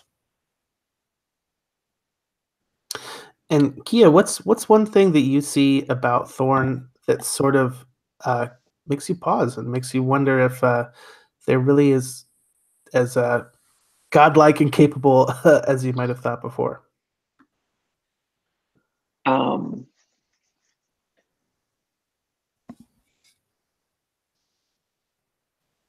I think at one point I try to offer him some water because I can tell that he's getting thirsty and that he's like pushing himself, and he just like, he's like, ugh, I don't need that. Like, let's just keep going. Right. And like 5 minutes later, I realize, oh, I really am thirsty, but I'm at that point, I am too proud and too stubborn to say anything. Right. So I just keep pushing on. Okay. So we're getting deeper into the woods now, right? And you hear the chirping of birds and the chittering of squirrels, right? Maybe they're not exactly squirrels, maybe they're like squirrel lizards or weird things like that, right? There's sort of the sun dappling through the trees, and maybe you were more worried than you needed to be, right? This is actually pretty calm and peaceful when you hear a distant rumbling sound, and through these trees you start to see something moving. Maybe you're not sure, and then in your path comes swinging down a branch right in front of your cart, and for a second you think, oh my gosh, a branch just fell. Then you realize it's actually a large tree creature with with moving roots that can kind of step around, and they have this bark-like skin and these branches for arms, right? And Kitty Hawk just sort of yelps and swoops down and hides underneath the plums. Yeah, and it looks like this tree might be hungry for some plums itself. So let's cut there, though, and we're going to take a good 15-minute break. I still want that. So let's come back at like 5 after the hour, right? Okay. Take some time to address biological needs and let your brain organize all this information we've been working on here. Sound good? Okay. See you then.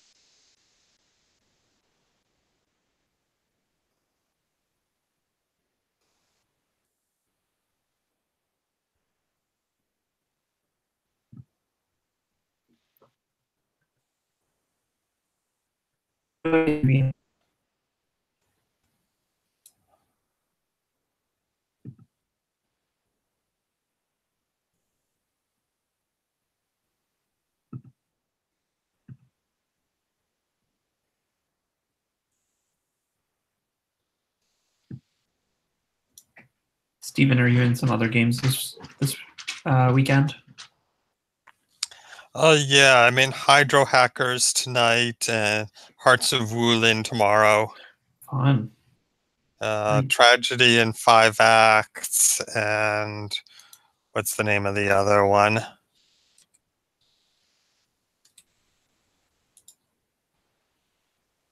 High Plains Samurai. Fun.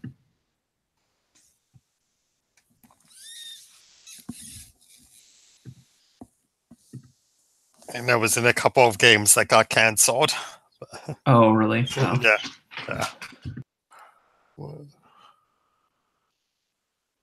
Yeah, I replaced one of them with Hydro Hackers, and the other one I'm not going to try to play anything else. I think I signed up for a little bit too much as it is.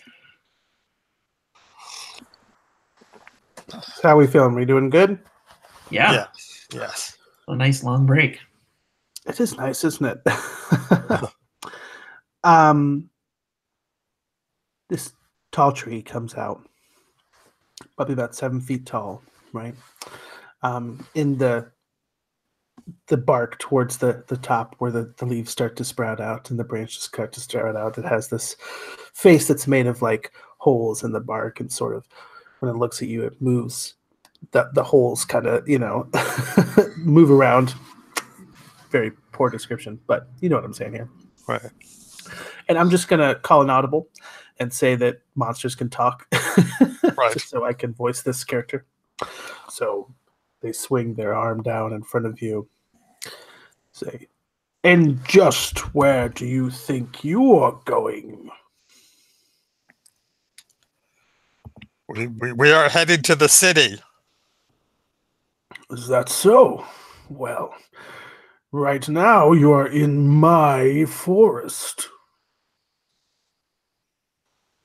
I think Kia is like a little bit pulling back and trying to sort of position herself so that the tree can't really notice her by hiding behind Thorn.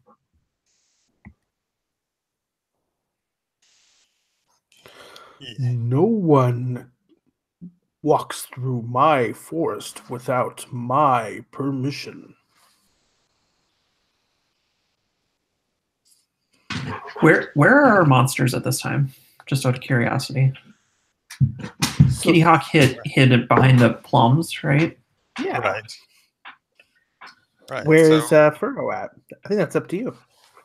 I think Furrow like travels basically underneath us in the ground. So at this point, he would be like basically directly under our feet or pretty close to this tree. I assume the tree can move, so it's not quite rooted into the ground. Right, it's got like big old feet.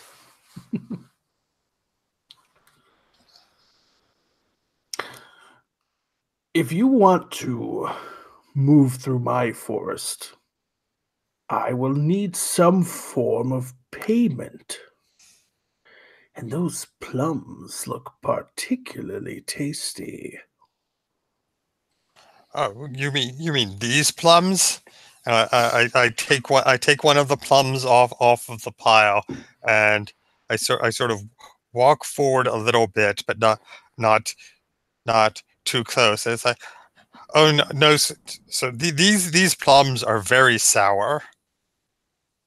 Sour plums? That's my favorite. I would love to have your plums. I have a big appetite, you see. Well, sir, perhaps you had better taste one of these plums and see if it's to your liking. And I toss the plum at him, but I aim so that he'll miss it and it will go flying into the forest. Like, is this like an intentional, like, Right. I'm are you trying being to rude, or are you trying to be like sneaky? I'm trying to be like sneaky. I'm trying to get him to step off of the road so that we can run past him. Okay. Kia, what's going on in your mind when this is happening? I think she's kept like pretty good track of the plums and knows how many we need to sell and that we don't have enough to spare. So I'm a little curious as to why Thorn would have just wasted one of our plums. I don't understand it. Yeah, so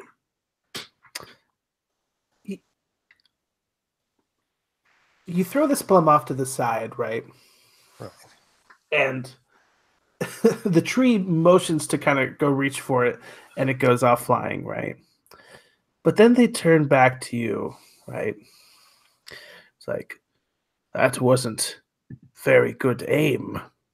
You know, maybe I should just pick from the best plums in this cart, and then you won't have to worry about your throwing arm.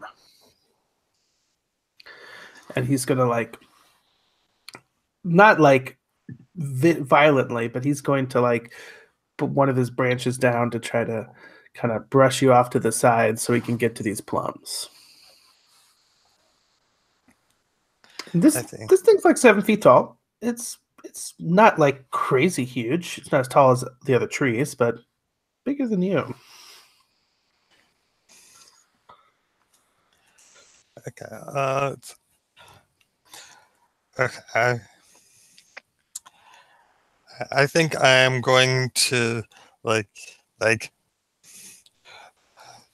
I'm going to like stand up to him, and it's like, no, you want the cart, you're gonna have to go through me, and it's like whomp. And I think Kitty Hawk flies out of the cart when he hits me. Cool. And, yeah, so I don't think he's coming to like break your ribs or anything. I think he's just like sort of gently pushing you aside. Right. For 7 foot tall tree monster values of gently. Yeah. I think Kia at this point too is gonna like try to grab the wheelbarrow and like pull it back. Like she's receding a little bit to try to keep him away. Right. So, you know, that this tree creature like feels you like resisting and pushing up against his arm, and he says, "Well, now that's just rude. You know, what do you think you can really do about it anyway?" What's rude is trying to steal our plums. Stealing? And then she's like, wait, did I just say that? And then you kind of like feel like the eyes of this tree like down at you. It's a public road. Public road? This is my forest. I planted these trees. Who's to come and say that they can just walk through and I receive no recognition, no compensation, no compliments for my beautiful trees? I gave you a plum, and you just hit me. Okay. This has been the first kind of compelling argument here. I feel like Thord is trying to kind of relate to this tree, maybe guilt him even into some sort of action here, right? So yeah, like I guess it's interesting. I'm looking for that tipping point, right? Where I want to see maybe introduce some randomness. So I'm thinking I kind of want to disclaim this tree's reaction to you, and I think that dice or some randomization could be a good way to do that, right? If this tree's going to respond well to you, or brush you off, or argue with you, but I want like your character's difficulty with kindness and empathy to come into play there, right? Right. Because this is something that Thorn might struggle with. Right.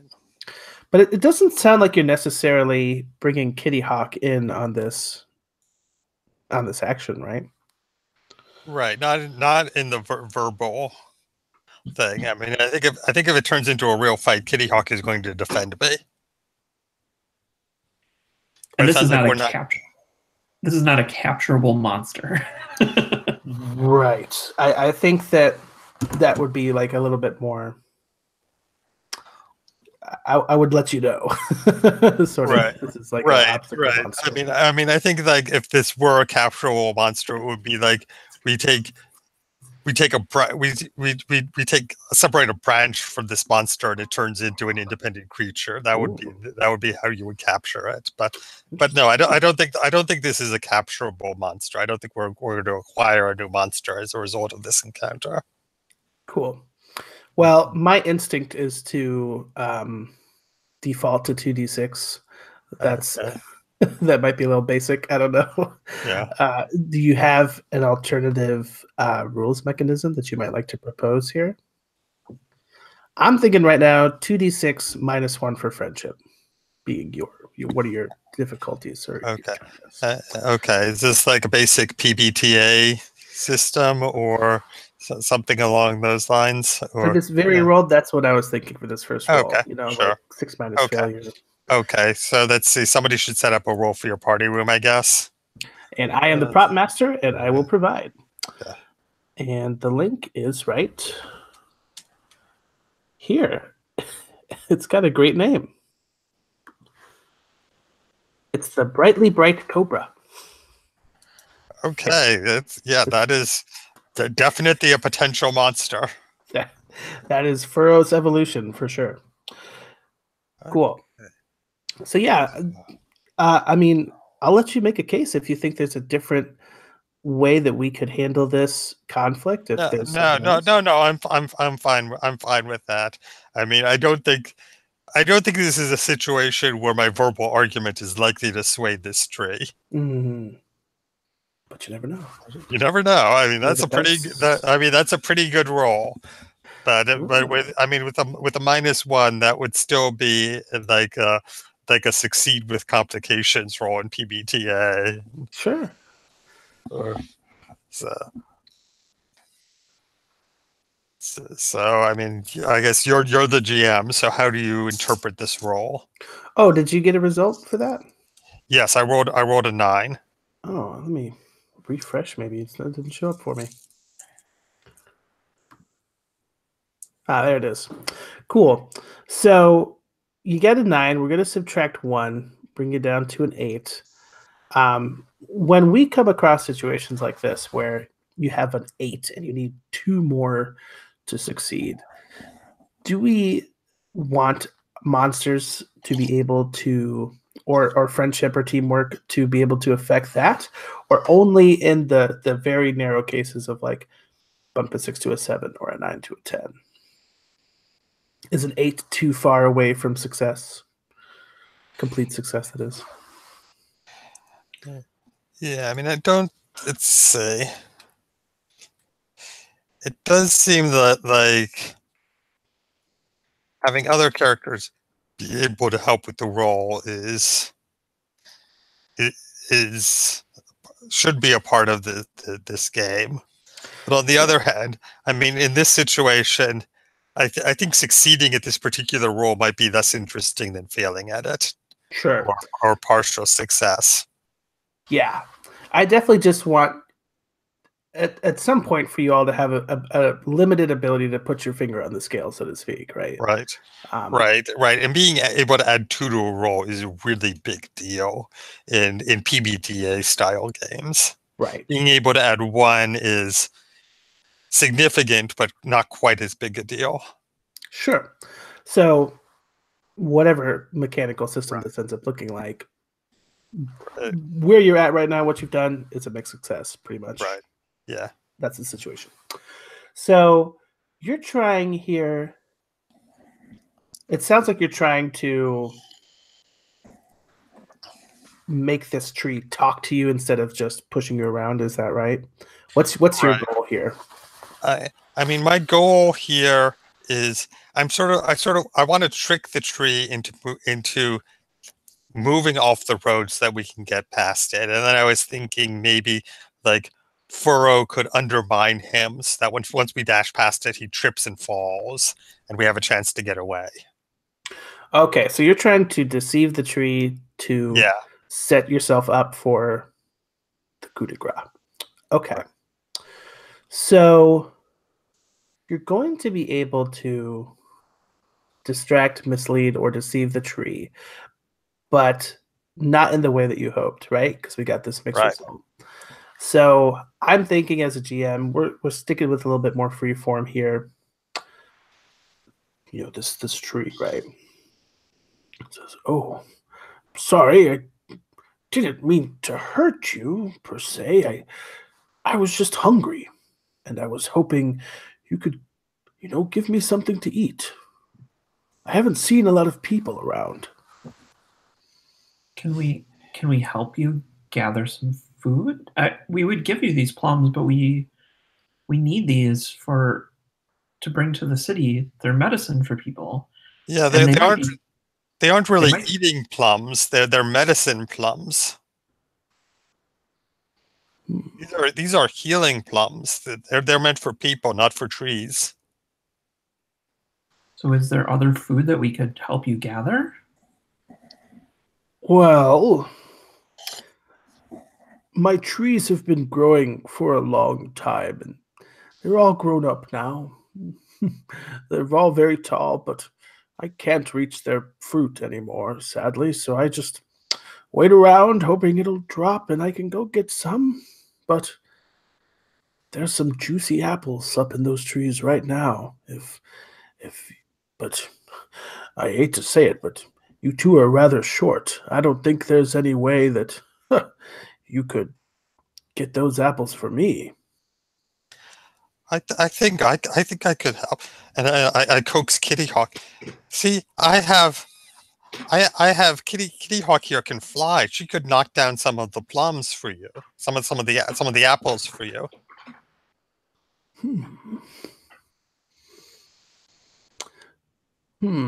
How do I know that you're not trying to trick me? Why would we trick you? I mean, if you're happy with that, I mean, we're happy to help you knock down some apples. It's been a long time since someone has been this kind to me. You're a better sort than I thought at first. Cool. So we have a game plan.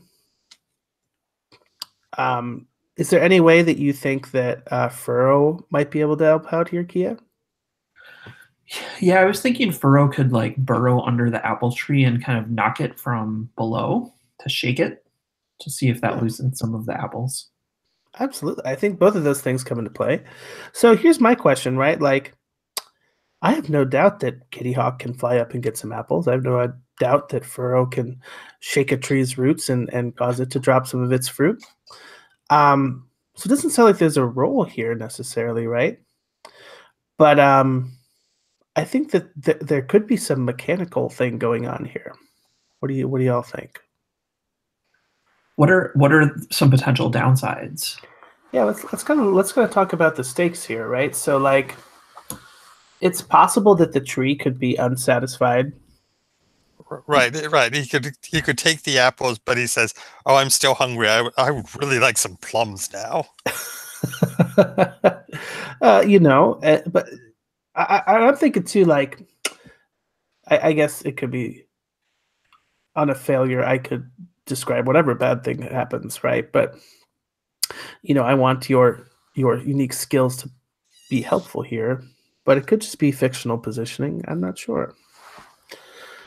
Yeah, it doesn't really feel like there's a real role that needs to be made, but you wanna provide some measure of like satisfactory outcome in terms of like rolling and seeing what happens or something, right? Like you need some tension here. Yeah, and like I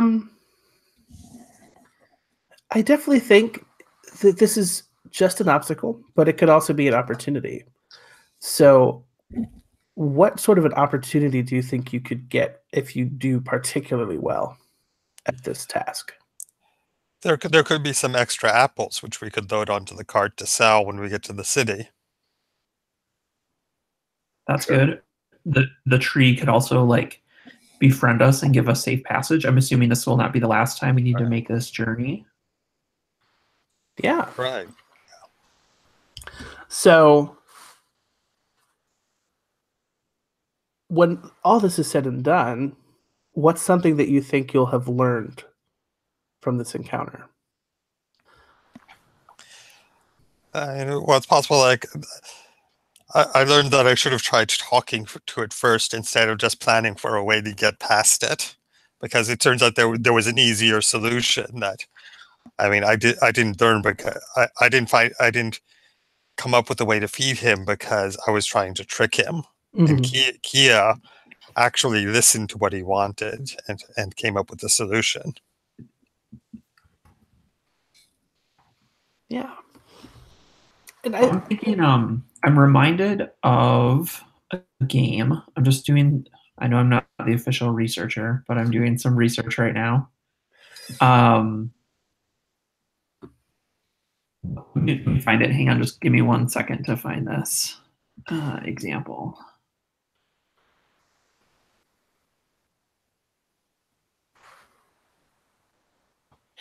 So, so there's a game called Troll Babe, which is like an old story game by Ron Edwards, and there's this premise in it called relationships.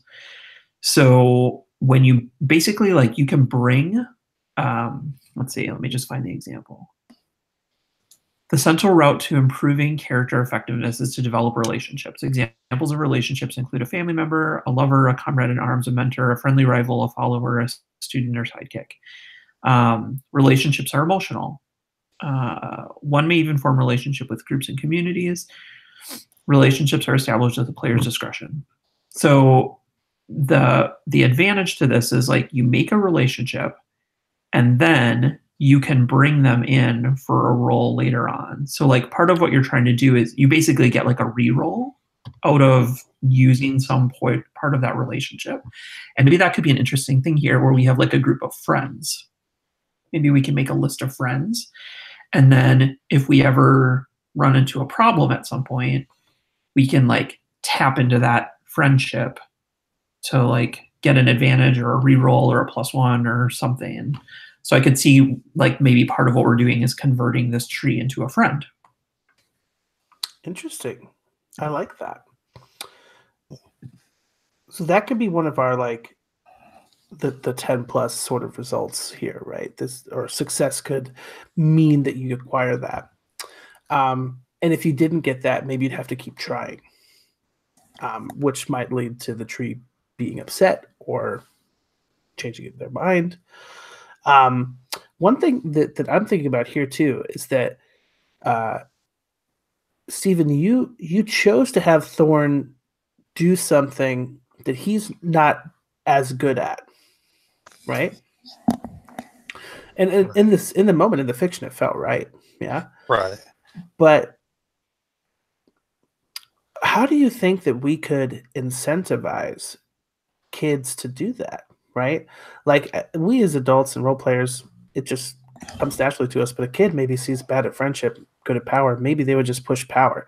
I feel like there needs to be some reason to use these negatives. Is that unfair to say? Yeah, like, I mean, I'm not really sure about. I'm not sure about kids' psychology. Whether that's I mean, I haven't played with enough kids to know. Do they always do the most rule effective thing, or do they do, or would they tend to do the most in character thing, regardless of whether it's the most mechanically effective thing? Because it's like standing up to the monster and saying, well, this is not fair. That's right. I mean, when I was doing it, I was sort of thinking, okay, we aren't really at the point where we're fighting yet. Where we're fighting yet, but we're sort of heading that way. So I'll sort of lean in that direction. I'll do a provocation and see how that goes. And I was sort of expecting it to turn into a fight. Right.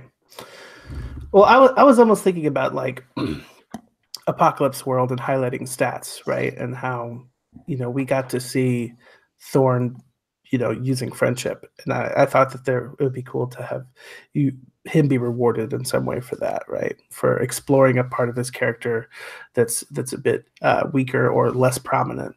Right. I mean, it could be something as simple as having the GM say that was a really cool use of a weaker stat mark experience. Mm-hmm. So let's put that on the shelf as maybe an idea, right? But let's talk about doing a roll here. So we've got our monsters helping us out. They both can fly, or one can fly, one can burrow.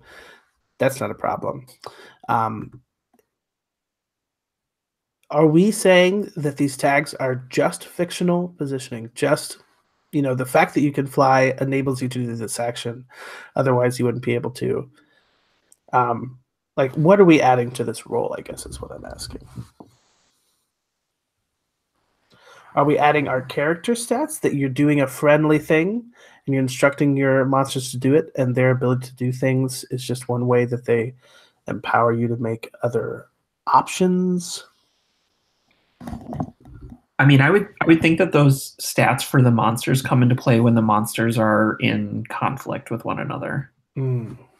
More than it, like if they're just trying to solve a problem, it feels like fictional positioning to me.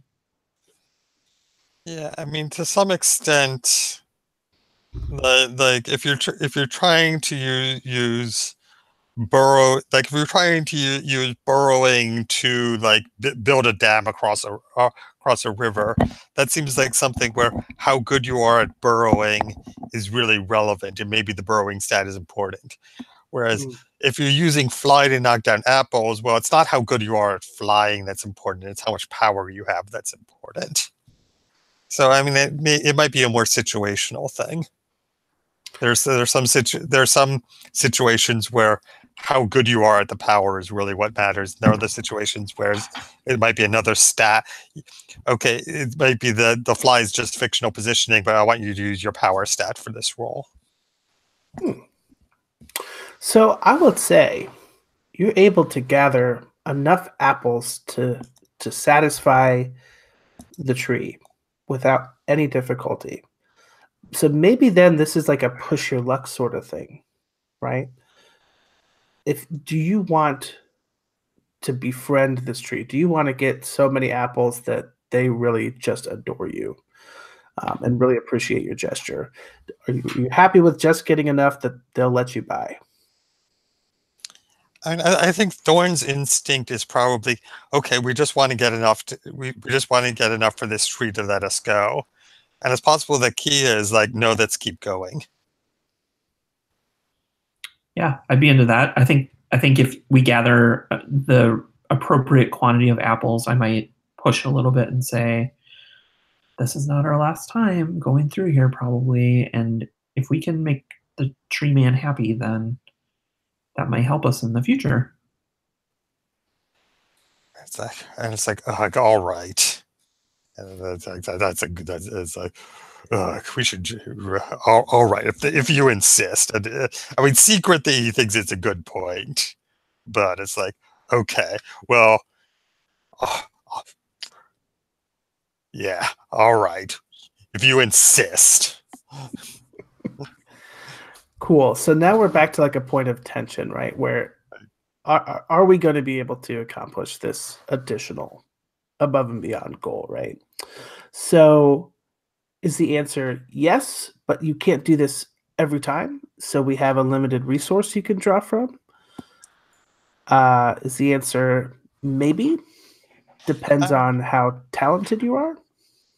I mean, I feel like it's a die roll just to see how successful we are at gathering apples. I mean, I feel like this is a random element. Is this just like a standard? Is this like a die of fate, like a Wodu die of fate kind of thing?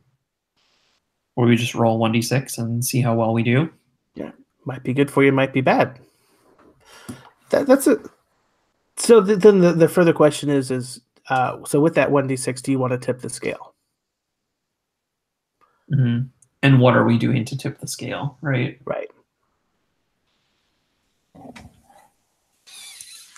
Right. I'm wondering what resources are there that we can devote. Is like so if there's that is there any sort of cost to making this extra effort to taking this action that will affect us later on? Your monsters could have only a limited amount of energy Right. to do these Right. extraordinary things. Right. So we might have to spend some of our monsters' energy in order to get more than a basic success. Should we just for like argument's sake give an arbitrary number of points to our monsters, like 5 points, and then you can spend a point 1-for-1 to like increase a roll result? Yeah. Right. Or it might be that there are different things that you can do with energy. Like in order for your monster to do this, you're going to have to spend 1 energy, or you could also spend 1 energy to increase a die roll. So it sounds like both of you are committing some energy, or some of your monster's energy, to do this task. So we'll just call that a +2 on a 2d6 for now. And later on, you can bond with your creature as a way to regain points back or something like that, right?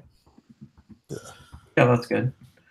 So we each have 4 out of 5 on our energy left, right? We've each spent 1 energy. Right. So Kia, how about you go ahead and roll for that, using your monsters.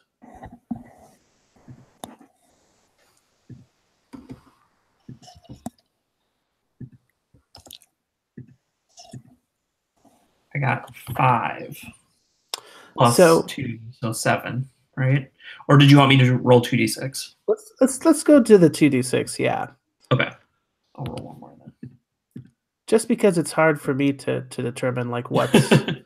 So I rolled a 9. So if we do +2, that's an 11. Okay, absolutely. So you are definitely making a friend here. Well, tell me more about like what helpful things you're trying to get out of it. I know Kia's trying to make a friend so that when you come back, you don't have to worry about the toll, so to speak, right? I mean, my hope would be that he just gives us safe passage from here and in the future. Cool. So we'll make a note that you have a relationship, and maybe that'll give you some mechanical boon at some point too. So you got the tree beard on your side. So we have this kind of nice, light, fluffy pre-commercial break shot of like the tree monster holding all these apples and everybody laughing and smiling, and we see Kitty Hawk like holding onto a really big apple and struggling to fly, and Burrow's like furrows like wrapped around another piece of fruit, and everybody's getting something to eat, and we have a very nice moment before we go on to our next stop. So I think we're going to have one more obstacle before we get to town. I'm thinking about time because we're going to be done at well, how far? Let's use time. We are 2 hours and 40 minutes in. That means we have an hour and 5 minutes left. So I think we have time for like one more obstacle before we get to the city. Does that sound about right? Okay. So we just dealt with one obstacle. That means we're going to do some time for free time. So maybe this is a good opportunity to look at a way that we can get that energy that we spent on our monsters back by like bonding with them. Right? So maybe we can have a scene here. Let's start with Kia and Furrow. Like, if you were to frame up a scene where you bond with Furrow, what might that look like? Well, maybe when he was shaking the tree, he chipped one of his scales. Like he crawled under and he chipped a scale. And so when he comes out as we're taking a little rest, maybe we stopped by a little waterfall or something to like rest up. And I noticed that he had a chipped scale. And so I'm seeing, since we've already established that I'm good at with plants and fixing things and building things, I find some sort of like, I don't know, natural salve or something in the woods, or find like some little plant elements that I can use to kind of bandage him up a little bit. And that's what I do, is just take care of him and clean out his scales. So, like, how does Furrow react to this? Like, what is his way of showing pleasure? I think at first he didn't want me to notice that he had a chipped scale, and I happened to just like spy that he was licking very persistently at one spot. And so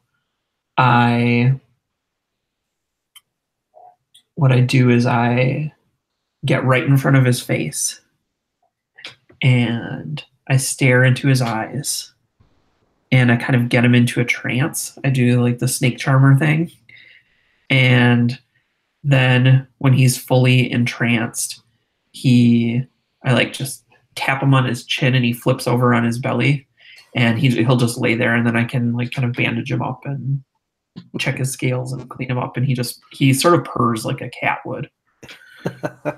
Well, you gave him a taste of his own medicine. So something I'm thinking here, we kind of established that this tree monster has been around for a long time because he said he planted those trees.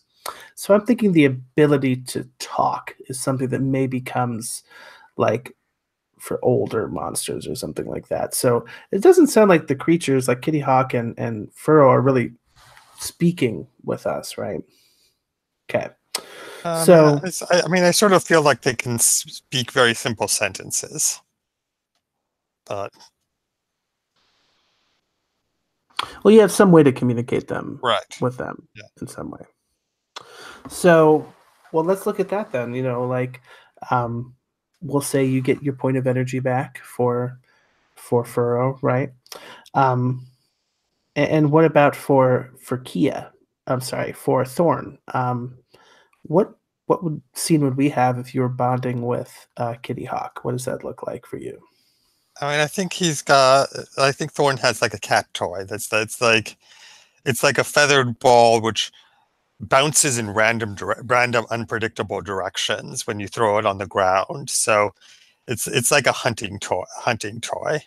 I toss it on the ground and Kitty Hawk tries to catch it and bring it to me, and I throw it again.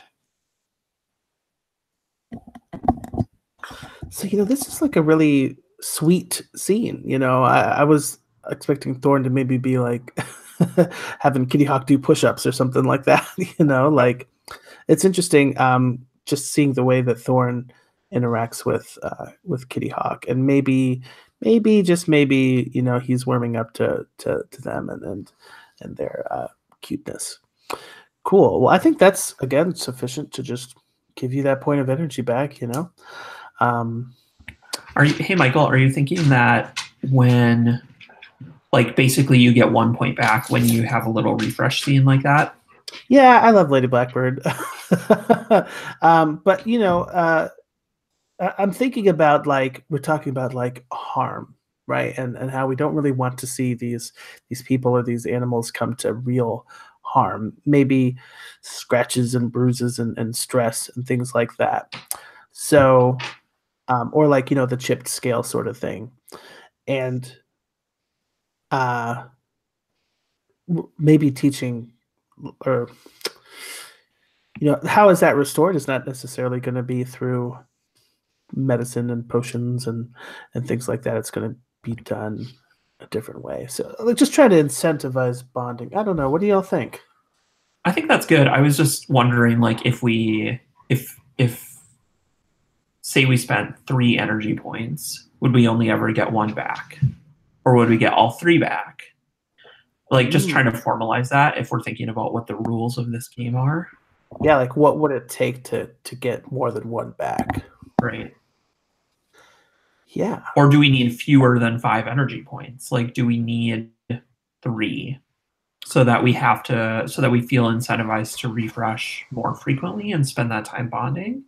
I like them as just sort of open-ended free play periods where you get a reward at the end of that. I think that's nice.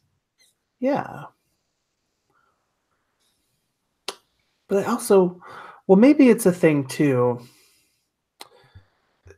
After you get a certain number of experience points or a certain number of advancement or whatever, your monsters grow.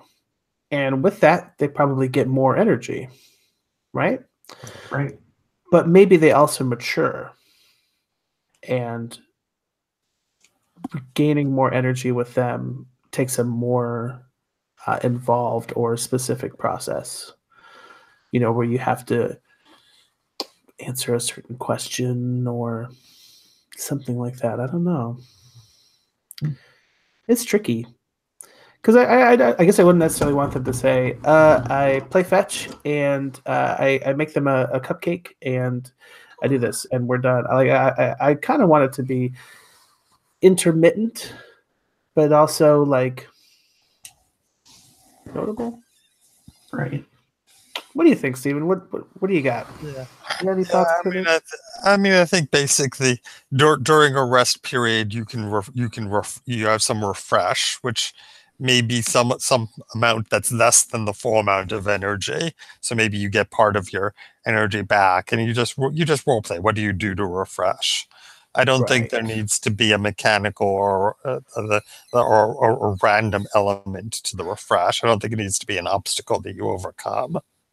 So maybe it's like you earn 2 points back. Right. Or maybe there could be some random way you can try if you try to get more points back, but you might fail. But the default is just you're if you have a refresh of 2, you get 2 points back. Works for me. And that could be something related to advancement too, like you can have an option to get more refreshment, right? Or help other people have more refreshment, or maybe you have an item that a resource that you can purchase and spend, that lets you get more back. So at this point, we're saying when you have a refreshment scene, you will increase by up to 2 points. Correct. At the base level, you get 2 back. Okay.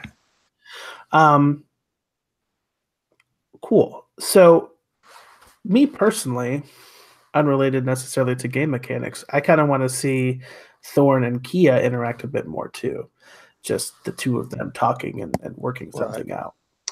Do either of you have like a burning question or scene you've been wanting to see between these two characters, or would you like some direction maybe on a scene we could have? I want to know how Thorn found Kitty Hawk. Like, I want to hear that story. So I think when we're resting at the waterfall, as we're taking care of our monsters, Kia says, Kitty Hawk is really cool. That's a really cool creature that you found. How did you find him? Or her, sorry. I don't know what the pronouns are. I guess I said Kitty Hawk was a her. Okay. How did you find her? Right. But I'm thinking that in this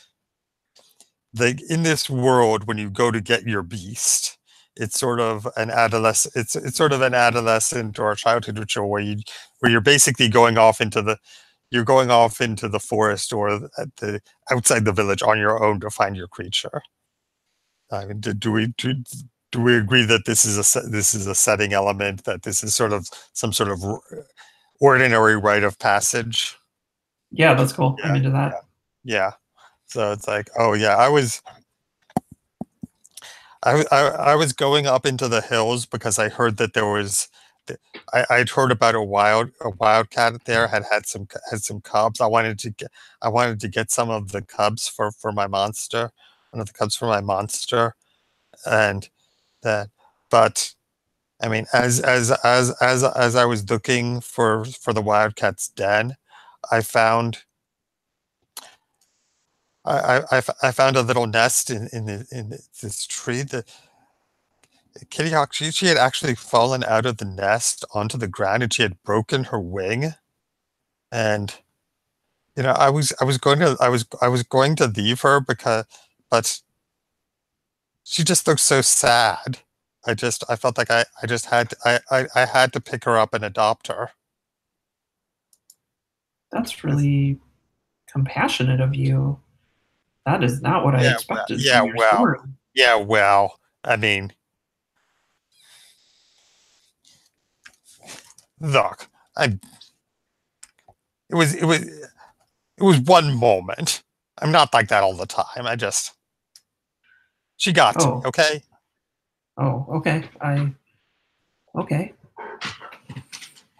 I mean, what about that was really kind. yeah, That's all. Oh yeah. What about Furrow? I mean, you look like you look like the kind of kid who would get like a kid in like Kitty Hawk. How did you end up with this this tough looking digging creature? Well, can we establish that like normally when kids get their monsters is like 9 or 10? So I'm a little on the young side to have one. Yeah. Sure. Okay. Well, my older brother went out looking for his monster. And he came back with nothing. He didn't find a monster at all. And everyone was really sad for him. And so I said that I would help him out. And so we went out together and we found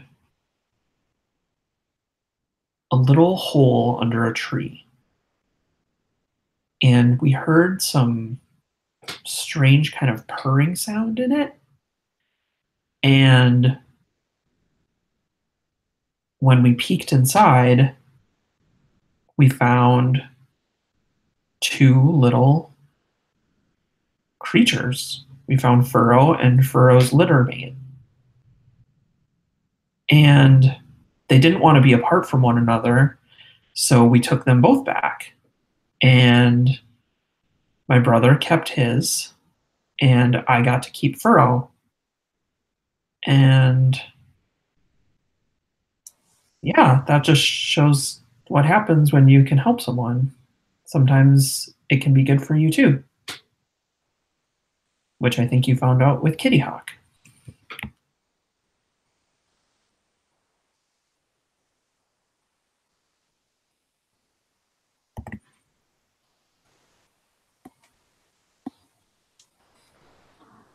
Cool. Wow. I liked that scene myself.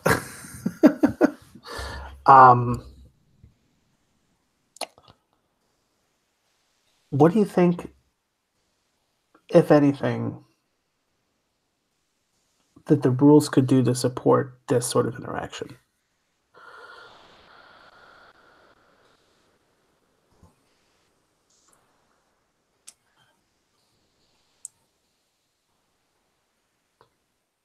I mean, it's sort of a refresh on its own, right? But we don't really have anything that our kids are refreshing at this point, right? Though what we could do is we have these 2 energy points that we're refreshing. Maybe we get one for interacting with our monster and one for interacting with another kid or something. Right. I mean, and it's possible that there could be things that we need to refresh. Like if the tree monster had hit me, I might have lost health or something that I need some way to get back, or there could be some, we don't really have the whole stats really strongly defined yet. Well, we did say that we don't want the kids to get hurt, really, right? Right. That's true. Yeah. So health doesn't feel quite right. Yeah. So it's possible that we could give the kids a resource similar to what we gave the monsters. Right. Um, Yeah. I like the idea too that even like just like splitting that two up, and then if you only have one to refresh, you could maybe just spend time with your monster, or you could spend time with your kid, but whatever was more Right. interesting. But if you Yeah. have more, you need to Right. clean back up, then you gotta do more interaction, maybe. Okay, well, I guess Need to have the conversation with the kid be focused around our monsters and like learning more about our monsters, or could it just be anything? I think it could be anything. I think like at the start, we're learning more about your monsters and how you met them and how you interact with them. But like the next refresh scene you do you still want to be talking about them? Or you might want to talk more about the individual or Right. something they said about you. So then I wonder, like, should energy be not something attached to a monster, but something that like is just a resource that the player holds, and you can spend them however you want, like to boost a monster action, to boost a kid action, to Yeah. Yeah, or even as like a teamwork thing. right. I like that. And maybe that's where heart lies, is in that resource. I mean, we could still just call it energy for now too, and it could be just anywhere. In any event, I think that we're all scooped up here. Let's go ahead and just cut to the city. Let's have you showing up in town with your plums. And I think that here we're seeing more like brick buildings, right? There's paved roads, things like that. You've got your cart, and you're exerting a bit more strength here, Thorn, because not only do you have a nice cart full of plums, you also have some pretty decent apples, kind of mixed in with your bounty here. And you're coming up to this big like market where towns from all over have come to bring their own goods, and you see one village has brought their spicy peppers, right? And they're that's Pepper Town. They've got the best peppers, and there's somebody there, and they have like a cool like salamander parrot on their shoulder. It's like can breathe fire or something cool like that, right? But now I think it's your task to set up your stall to kind of like draw in people to you're representing Plum Tree, right? How do you do that?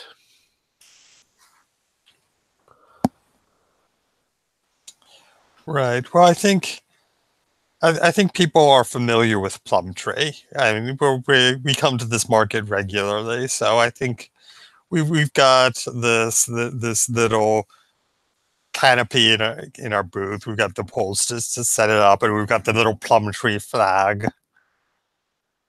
So we put it. We set up the canopy, and we've got the carts set up, and people know our plums.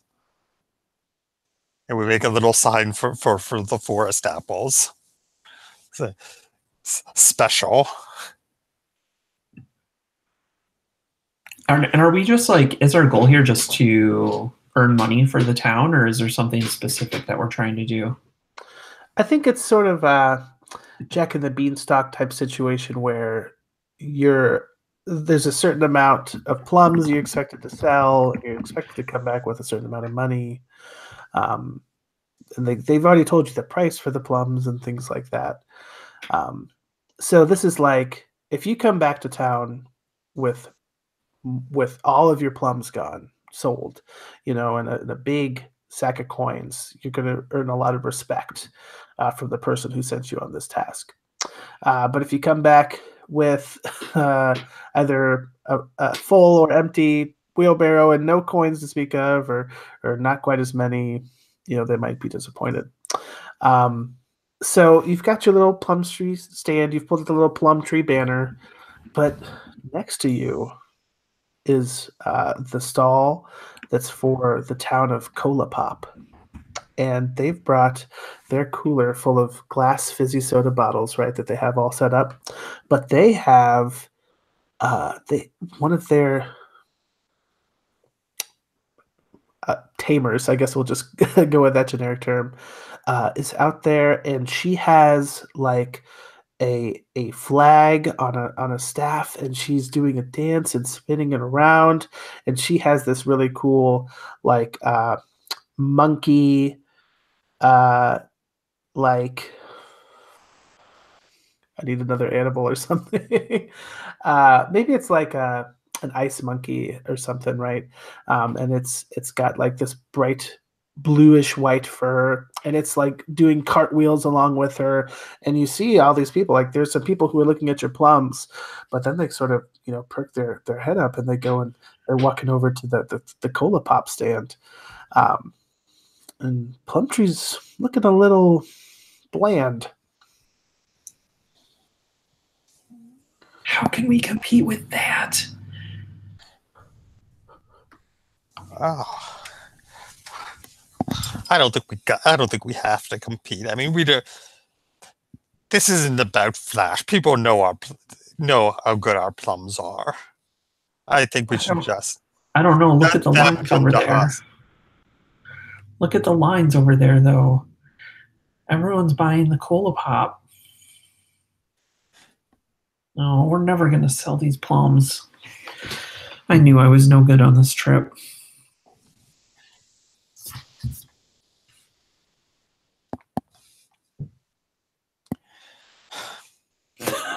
The sad end.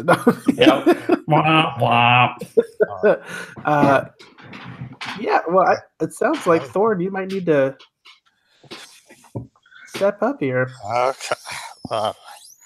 Well, if we got to put on a show, then I guess let's get. I mean, okay, come on, Kitty Hawk. Why don't you go and fly around in front of the stall and bring in some of the customers. Be charming. Play with the kids and stuff. Play. And Kitty Hawk flies out, and he's like swooping around. And he starts playing with this kid who's holding onto his mommy's hand, and it's like, Mommy, look at the cute kitty. And that child and his mom is distracted for a moment with this flying cat, but then Cola Pop, their tamer, comes back and does a cool like combination gymnastics thing with their creature, right? And they like pick up their monkey and fling him into the air, and he sends like snowflakes falling down and catches him, and everyone's cheering and applauding. They're really into this sort of like team entertainment, and you just have one cute monster flying around. I think Furrow is like tapping at my foot, trying to be like, come on, let's do a show. And Kia's just like hiding back. I think I would take some encouragement. Look, if I've got to be out here putting on a show, you got to get out here too with your monster. Come on, what can your burrower do that's impressive? Well, Furrow can do lots, but such as. Well, Furrow's a really good dancer, but I'm not. And Furrow's really shiny, and I'm not. Okay. Fine. I will dance with Furrow, and you put on a show with Kitty Hawk, okay? You can do that, right? What kind of a show? I've never done a show before ever in my whole life. Okay, here's the bird. Here's the bird toy. So just throw it on the ground for Kitty Hawk to catch, and bring it back. And that'll do it. That's a show. Yeah, that's a show. That is people like watching cats play with toys, right?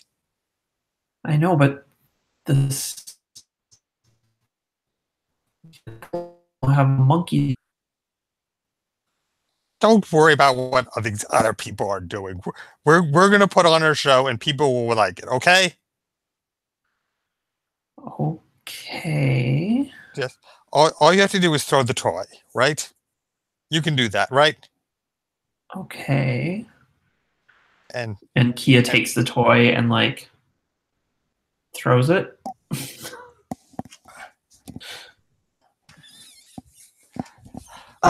What's Thorn's plan for putting on a show with Furrow? Are you going to go do a dance? yeah, I mean, I think Furrow is probably going to be more impressive than me. I mean, I see Furrow. I mean, how big is Furrow? It's crust. Furrow's pretty big, like probably like 150 pounds, like pretty big creature. Right. So he's probably a little bigger than me. So right. So I mean, I figure Furrow's going to be dancing. I'm sort of going to be dancing next to Furrow, but I'm mostly doing that just to encourage you. I figure Furrow is the real star here. I mean, I just want you. I just want to drag you out from behind the stall so that you're doing something. Do we need a roll here? Is there like it feels like there's something that either a persuasion type roll that needs to happen, or we're just doing kind of a showmanship roll, or is this like kind of a battle per se against the other team? Yeah, I think that that competition and your ability can kind of just be simplified into one of these 2d6 rolls, you know. Yeah, and it sounds like you're personally, as your tamer is getting involved, but also you're also helping out with your monster. So maybe there's like two elements coming into play, one being your stat or trait, and one being your energy, your heart for using your monster as well. Because we've mentioned that Furrow can dazzle, so you can tag that dazzle trait to do some dancing. And my cat is trying to destroy my cords. So when I look at Thorn, we see that confidence is something that he's good at. Right. So I think we're getting another boon for that, so to speak, right? So the question is, I kind of want to see Kia do something here too, Yeah, me too. So I guess I don't want this whole situation to be resolved with just this dance. I think this is a good first step, though. So that might just be a matter of me as a GM, like communicating those stakes, right? So basically, I think if you're successful here, which there's a pretty good chance you are, 2d6 plus 2 is pretty good odds, that you're going to draw attention to your stall. If you get a failure, you're going to draw negative attention to your stall. It's going to make the situation worse for you. On a mixed success, I'm thinking this turns into like a straight up dance battle. And Soda Pop's going to bring in their backup, and we're going to need to bring in backup in the form of Kitty Hawk and Kia and go to the dice again. So let's start with a 2d6 plus 2 roll from Thorn. Is this Thorn making the roll and me spending energy to boost it? It sounds like it, because, yeah. Okay. So it's a 7 plus 2 is 9. So that's me spending 2 energy, right? To give you the +2. Or are you getting 1 from my dazzle and 1 from my energy? 1 from your dazzle and 1 from his confidence. Oh, okay. But I can boost it with my energy as well. Right. Is what we were saying. And theoretically, he could have boosted it with his own energy. Right. Or are we saying that to use a monster's ability is to spend energy? Right. But since it's your monster, it needs to be your energy. Right. So I'm spending 1. That's just what I was trying to figure out. Okay. Because I'm using dazzle, you are getting +1, and that is coming from my energy. Okay. So I'm getting +1 for my high confidence, and I can also spend 1 energy to boost that roll by 1. Is that how we're doing it? So that's what I'm wondering here too. Do we want to give you can we have energy or boosts coming from more than one source? Can we have more than one being applied? Do you just want to try extra hard to dance really well and use up one of your energy spots here? How many of those could you use? Could you use all 5? What do y'all think? Is a +5 the right way to think about it? I'm just wondering, like, is there another mechanism? Like, could this function like D6 pools or something where you get 1 just for having the ability, and you get 1 for trying, and you get 1 for whatever, and you're looking for certain results? I don't know. Because a +5 is crazy. That's like guaranteed success, right? Right. Well, I was thinking that it's like PBTA, where stats ordinarily you're rolling with a stat that has a modifier, and in this case, I was rolling with confidence, which has a +1 modifier, and then there's there's also energy, which I can spend to get an additional +1. Right. Okay, that makes sense. Yeah. So you're rolling 2d6 plus your confidence, which gives you +1, plus you're getting a point of energy from me through the use of my dazzle, which gives you +2. And I could spend more dazzle to give you a higher result, right? That's what I'm thinking. Maybe we should restrict. Maybe it should just be you can only get a benefit from 1 source of energy, regardless. Okay. So you can't spend it on yourself and 1 from somebody else. Okay, so you can either spend your own energy or you can get energy from someone else, but not both. Right. Okay, that seems reasonable. So you're already getting a +1, but we could instead say, I want to spend 3 points of energy from Furrow and give you a +3 instead, right? But you wouldn't get the +1. So your stat is always coming into play, plus or minus, depending on how you've described this action. Right. And then if you're unsatisfied with the result, or you want to, have more luck at the beginning, someone can spend energy. Right. To sort of boost that. Maybe before the roll, maybe after, maybe both. Right. But yeah, I think it might be good to restrict that to just 1 + 1. Right. Okay. Right. So you or can maybe only spend 1 energy. Right. Or maybe have some sort of bigger boost costs more. Like it costs 1 point to boost it by 1, and then 3 points to boost it for 2, and 6 points for 3. So, yeah, I think in this situation, I want to see. I still want to see this mixed result. Basically, is what I'm saying. Yeah. Okay. So tentatively, we're capping it off at +1. Yeah. So that we can have this dance battle, right? that's what it's all about. Yeah. I mean, I think it's a reasonable game design concept. You can only adjust the roll so far. Sure. Right. Yeah.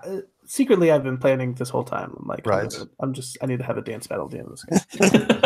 And we've designed this whole game. I've been pushing it in this direction. Right. I'm telling you. So with this 9 result, with this mixed result, success of the complication, right?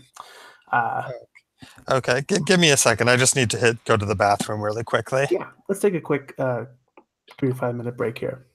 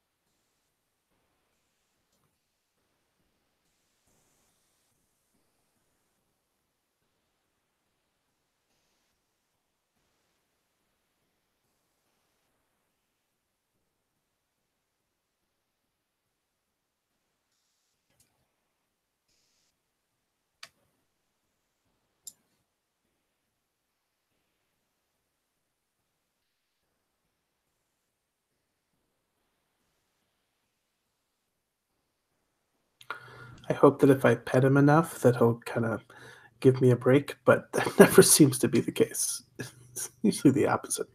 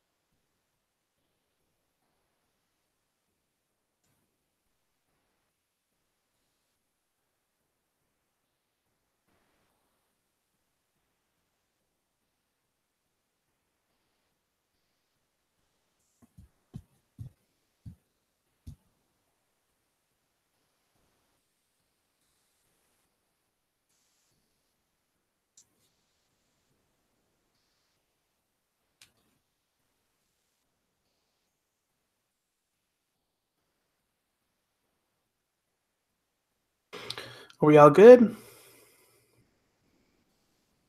Good to go.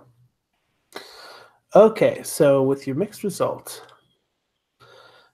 pretty large crowd is now starting to gather around both of your booths, right? And it seems as if the crowd is kind of getting excited. They're chanting, they're rooting for each of you to kind of, you know, get into this sort of dance off kind of thing. If you impress the crowd, right, you may be able to sway them to come over to your side to pay more attention to you. But at least that seems to be the plan of the Cola Pop stand, because out from behind the stand comes a young man, and he has with him, it looks like a goldfish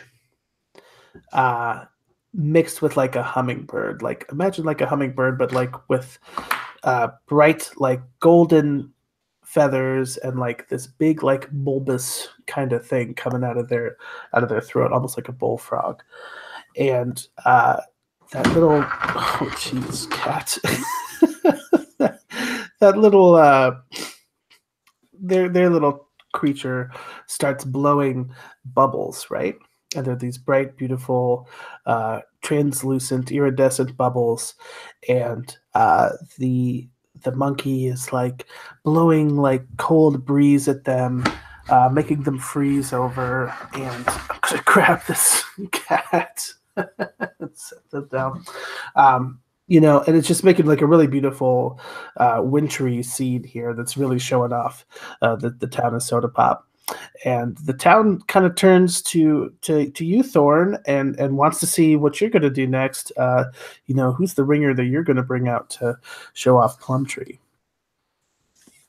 Or is there a different method you have in mind entirely?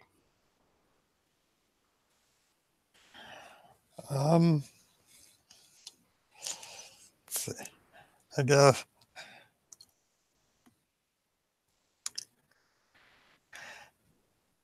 I'm going to try to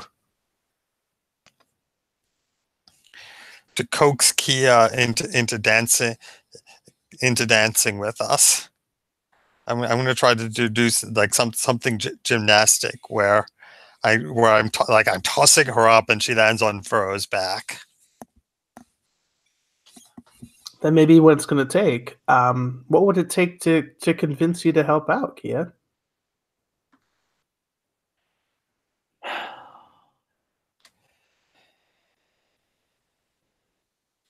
I think you would have to ask me in a really nice and kind way, showing some vulnerability, and that he like really needs me on this trip.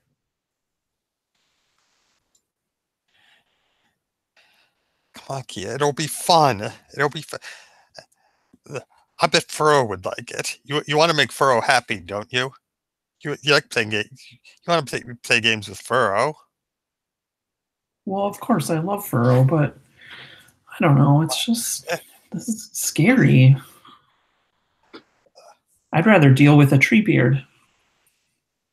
Okay, but look, if you trust Furrow to catch you, right? Yeah. You trust him? Yes, of course. So I want you to say it. Say, I trust Furrow. I trust Furrow. You trust me, right? Kind of. Good enough. Come on. And like I pick her up. I pick her up and I throw her. Wait! Before you do it, wait. Hang on, I gotta grab something. Hang on. And she rushes off away from the cart for a second, and she's gone for just a minute, and then she comes back and she has a bunch of reeds in her hands. She's like, okay, now I'm ready. I'm gonna spin these, And then hopefully I don't fall and break my leg. Okay. I really don't want everyone looking at me when I break a leg. Well, I will not put leg breakage on the table. But I will say that the stakes here are that you might not convince the crowd, and you might come back to your village a little, empty-handed. So here's where I want to spend energy, right? Can I do that? Yeah, so I would get a -1 because I'm doing something that makes me the center of attention, which is what I'm bad at. But I can spend like energy for Furrow catching me, or energy for, I guess that's what it would be, right? Furrow's a part of this. yeah. Whether it's Furrow's power or at the very least, Furrow's like your trust in Furrow. Right. And I can spend as much as I want there, right? Is that what we said? Or no? Or only +1? And these are the kind of moments where I want people to be able to like push things to succeed. Go for it. Yeah. Right. I mean, this seems like it's a collaborative moment where it's a group challenge. Right, because you also should be getting a benefit from Thorn going out of his comfort zone and showing kindness to you, right? Right. And asking for your help when you were afraid he was going to refuse help earlier, right? Right. But do we just want to call that +1 from you and +1 from him, and all you've got is +1, or do we want to let you pump the rest of your energy in here? I mean, this is the moment where I would want to like spend all of my energy. But it makes me think that maybe we should cap energy at 3 instead of at 5, for starting out, maybe. Right. Does that seem fair? 3 sounds good. Okay. So I'm going to say then that I have 2 energy left, 2 of 3 energy. So you're still only using 1 for yourself, though? So no, so I had 2. So I'm going to actually spend all of it. Oh, so you're down. So Yeah. okay. So I'm spending to 0. You're using 2. Okay.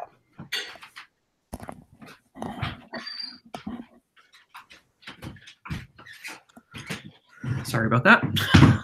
Oh, good. So you're capped We're all out. dealing with creatures. But are we also going to let you get energy from Thorn? For the confidence boost, right? Or for the kindness boost. So right now I would normally at just stock I would be at -1, right? Because I'm center of attention. I'm getting 2 added to that for the energy that I'm spending from Furrow. So that gets me up to +1. I mean, we could add a help roll, right? That's like a +1. Yeah, that's what I was thinking. Maybe have one player be the lead and the other be the helpers. And so I would do a helper roll to see what bonus I can give to the main roll. And maybe Or there's you a just- target number we have to hit. Or are you just throwing in an energy? Maybe that's where the cap comes into play. Maybe each person can only give you a maximum of +1. Right. So So in that case, I'd only be able to get. I would. +2. So would I be able to spend down or no? So you'd be 0? able to spend down to 0. But Thorn can't spend down to 0 as well to help you. Right. He can only I can spend 1. only spend 1. Only Okay. chip in 1. But you have full energy right now, so you could you would be down to 2. Yeah, so he still has room for his own big flashy move if that was. Yeah. If there's time for that. So okay, so just to reset, here's where I'm at. Mhm. So I'm rolling with center of attention, which is at -1. So 2d6 -1. I'm getting +2 from Furrow because I'm spending all of my energy, and I'm getting +1 from Thorn because I'm getting like a confidence kindness boost, right? So I'm rolling at +2. That's right. now. Okay. Cool. That sounds good. Okay, let's make this roll and see what happens.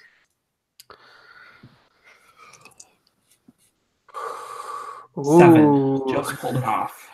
So I rolled a 5. So, because we're at the end of our session here, right? This is sort of like the culminating move here. You have a successful interaction here. You're able to, Furrow catches you. Your trust in him was well deserved. I think that Thorn's throw, you learned you could maybe trust in him as well. He did things well. You used your resourcefulness, and you really impressed the crowd, right? So, I think that you're going to definitely get a bunch of people to come to your stall. You sell out of plums, you sell out of apples, right?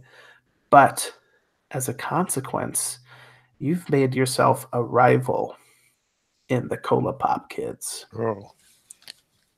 We can take them. So those guys and their ice monkeys, and their bubble blowing. So, like, the parting shot, here, this last watercolor card is, again, we see, Furrow and Kia being triumphant, and Thorn is kind of begrudgingly, like, smiling, and, here we see Kitty Hawk, like, now she's trying to struggle to hold a big bag of coins or something like that, but off, to the side, you see the Cola Pop Kids and their monsters kind of, like, giving you the side eye, which could maybe be complications for you in the future. So that was our Playstorming session. I'll say this much. I had a lot of fun with this exercise in general. I had a good time. Yeah. But now I'm going to turn it over to the producer to lead us in debrief.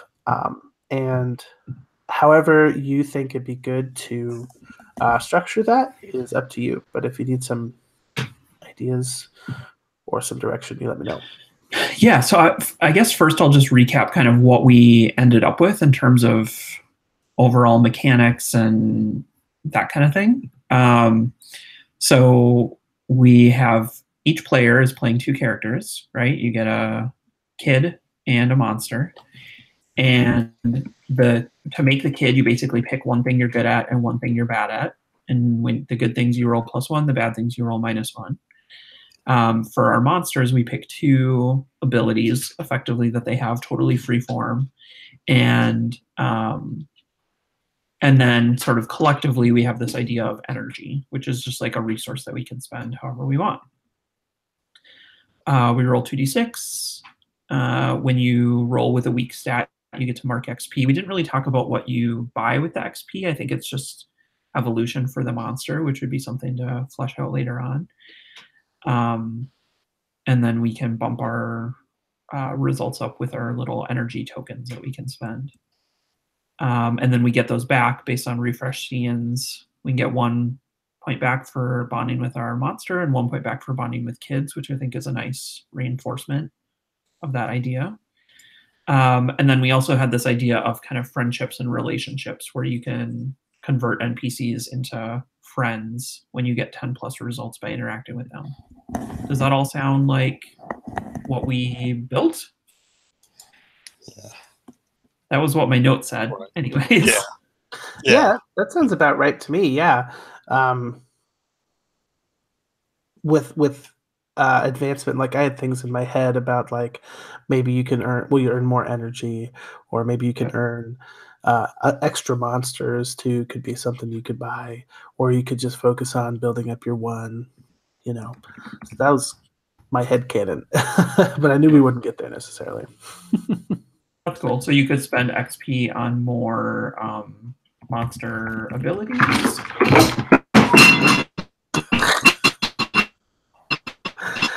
Yeah. So you can spend XP on more monster abilities, more monsters, or on what else did we say? Monsters, monster abilities. Energy. Oh, on energy. We're on energy. Cool.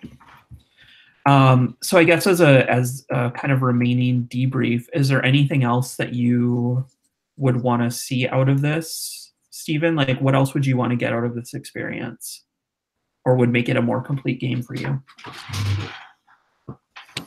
Right. Well, I feel like the whole stats system is a little underdeveloped right now.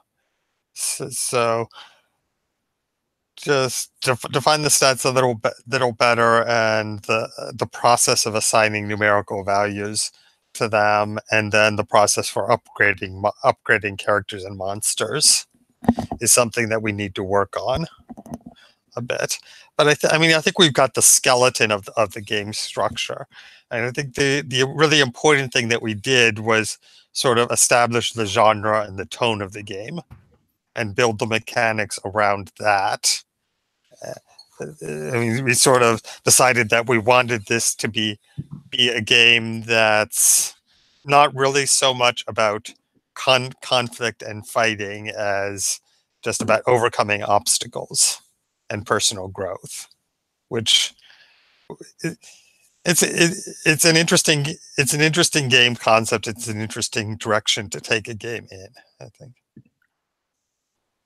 Yeah, I think we did a good job of that, actually, like in giving the kids places to focus on, right? If you only have two stats and one of them is positive and one of them is negative, like it gives you lenses, like a limited lens through which to view the world, which I think is helpful. Michael, what about you? What would you want to see in terms of next steps, other than some of the things that we already talked about for, evolution and XP spends and that kind of stuff? Yeah, so I feel like this part of design that I'm about to allude to is maybe more cerebral and something that you would less spend time developing at the table and more like when you're thinking about the game and writing the game and dialing in the game. But I really like games that like kind of have something to say, so to speak, or like even like if this is a game for kids, like maybe this is a game that teaches kids something about the world or whatever.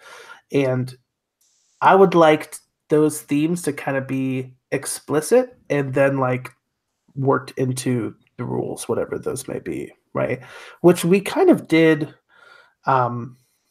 maybe accidentally in some ways, like with some of these things we did, but it would be cool with a game like this for it to say like this is a game about like Stephen was saying, like growth and exploration, and this is like in some ways these are metaphors for that experience, right? I like games like that myself, so yeah, that would be cool. I think that's a strength of story games generally, right? Is you're focusing on telling a certain type of story so you can make the mechanics reinforce that. Cool. I guess the other thing that I would want to know in terms of feedback from you, Michael, specifically, is how you felt like the playtest experience went and whether this was in line with what you were anticipating. Yeah, that's a good question. And when I was hoping to ask you all as well. That can be for the table. We can all ask and answer that. But I'll go ahead and kind of start it off. I kind of came to the table without too many expectations because I wasn't sure what this would look like. And since I was doing things a little bit differently than I've heard people do it before, I think I maybe spent a little bit too much time asking questions about the game as opposed to like just playing. I think I let myself brainstorm more than I wanted to. I think I could have had more play going on. But maybe this is also just something that you don't do in one iteration for a short amount of time, or maybe it is something that's has a benefit from coming with a slightly more concrete idea at the beginning that saves some time at the start, asking very general questions. Yeah, I mean, I think actually the brainstorming was really useful. I think that helped define what we wanted the gameplay to be like. And I had fun doing that. Right. I just wonder if I misrepresented the exercise by downplaying brainstorming too much or not involving it. Yeah. No, I guess from my perspective, it felt like we all came into this with 0, which was good. Like it felt like we all equally contributed to the process of creating this game, rather than just playtesting something that you were building, Michael, which I thought was nice. Yeah, I think having an expectation for how this would go is the wrong expectation to have. I mean, I think the expectation is that we're going to figure out how to do this as we're doing it. Cool. Which I was curious to hear how y'all felt about that, because I am doing one more of these. Right. So, Right. I mean, yeah, like I had a good time, and that might just be the only metric I need to have.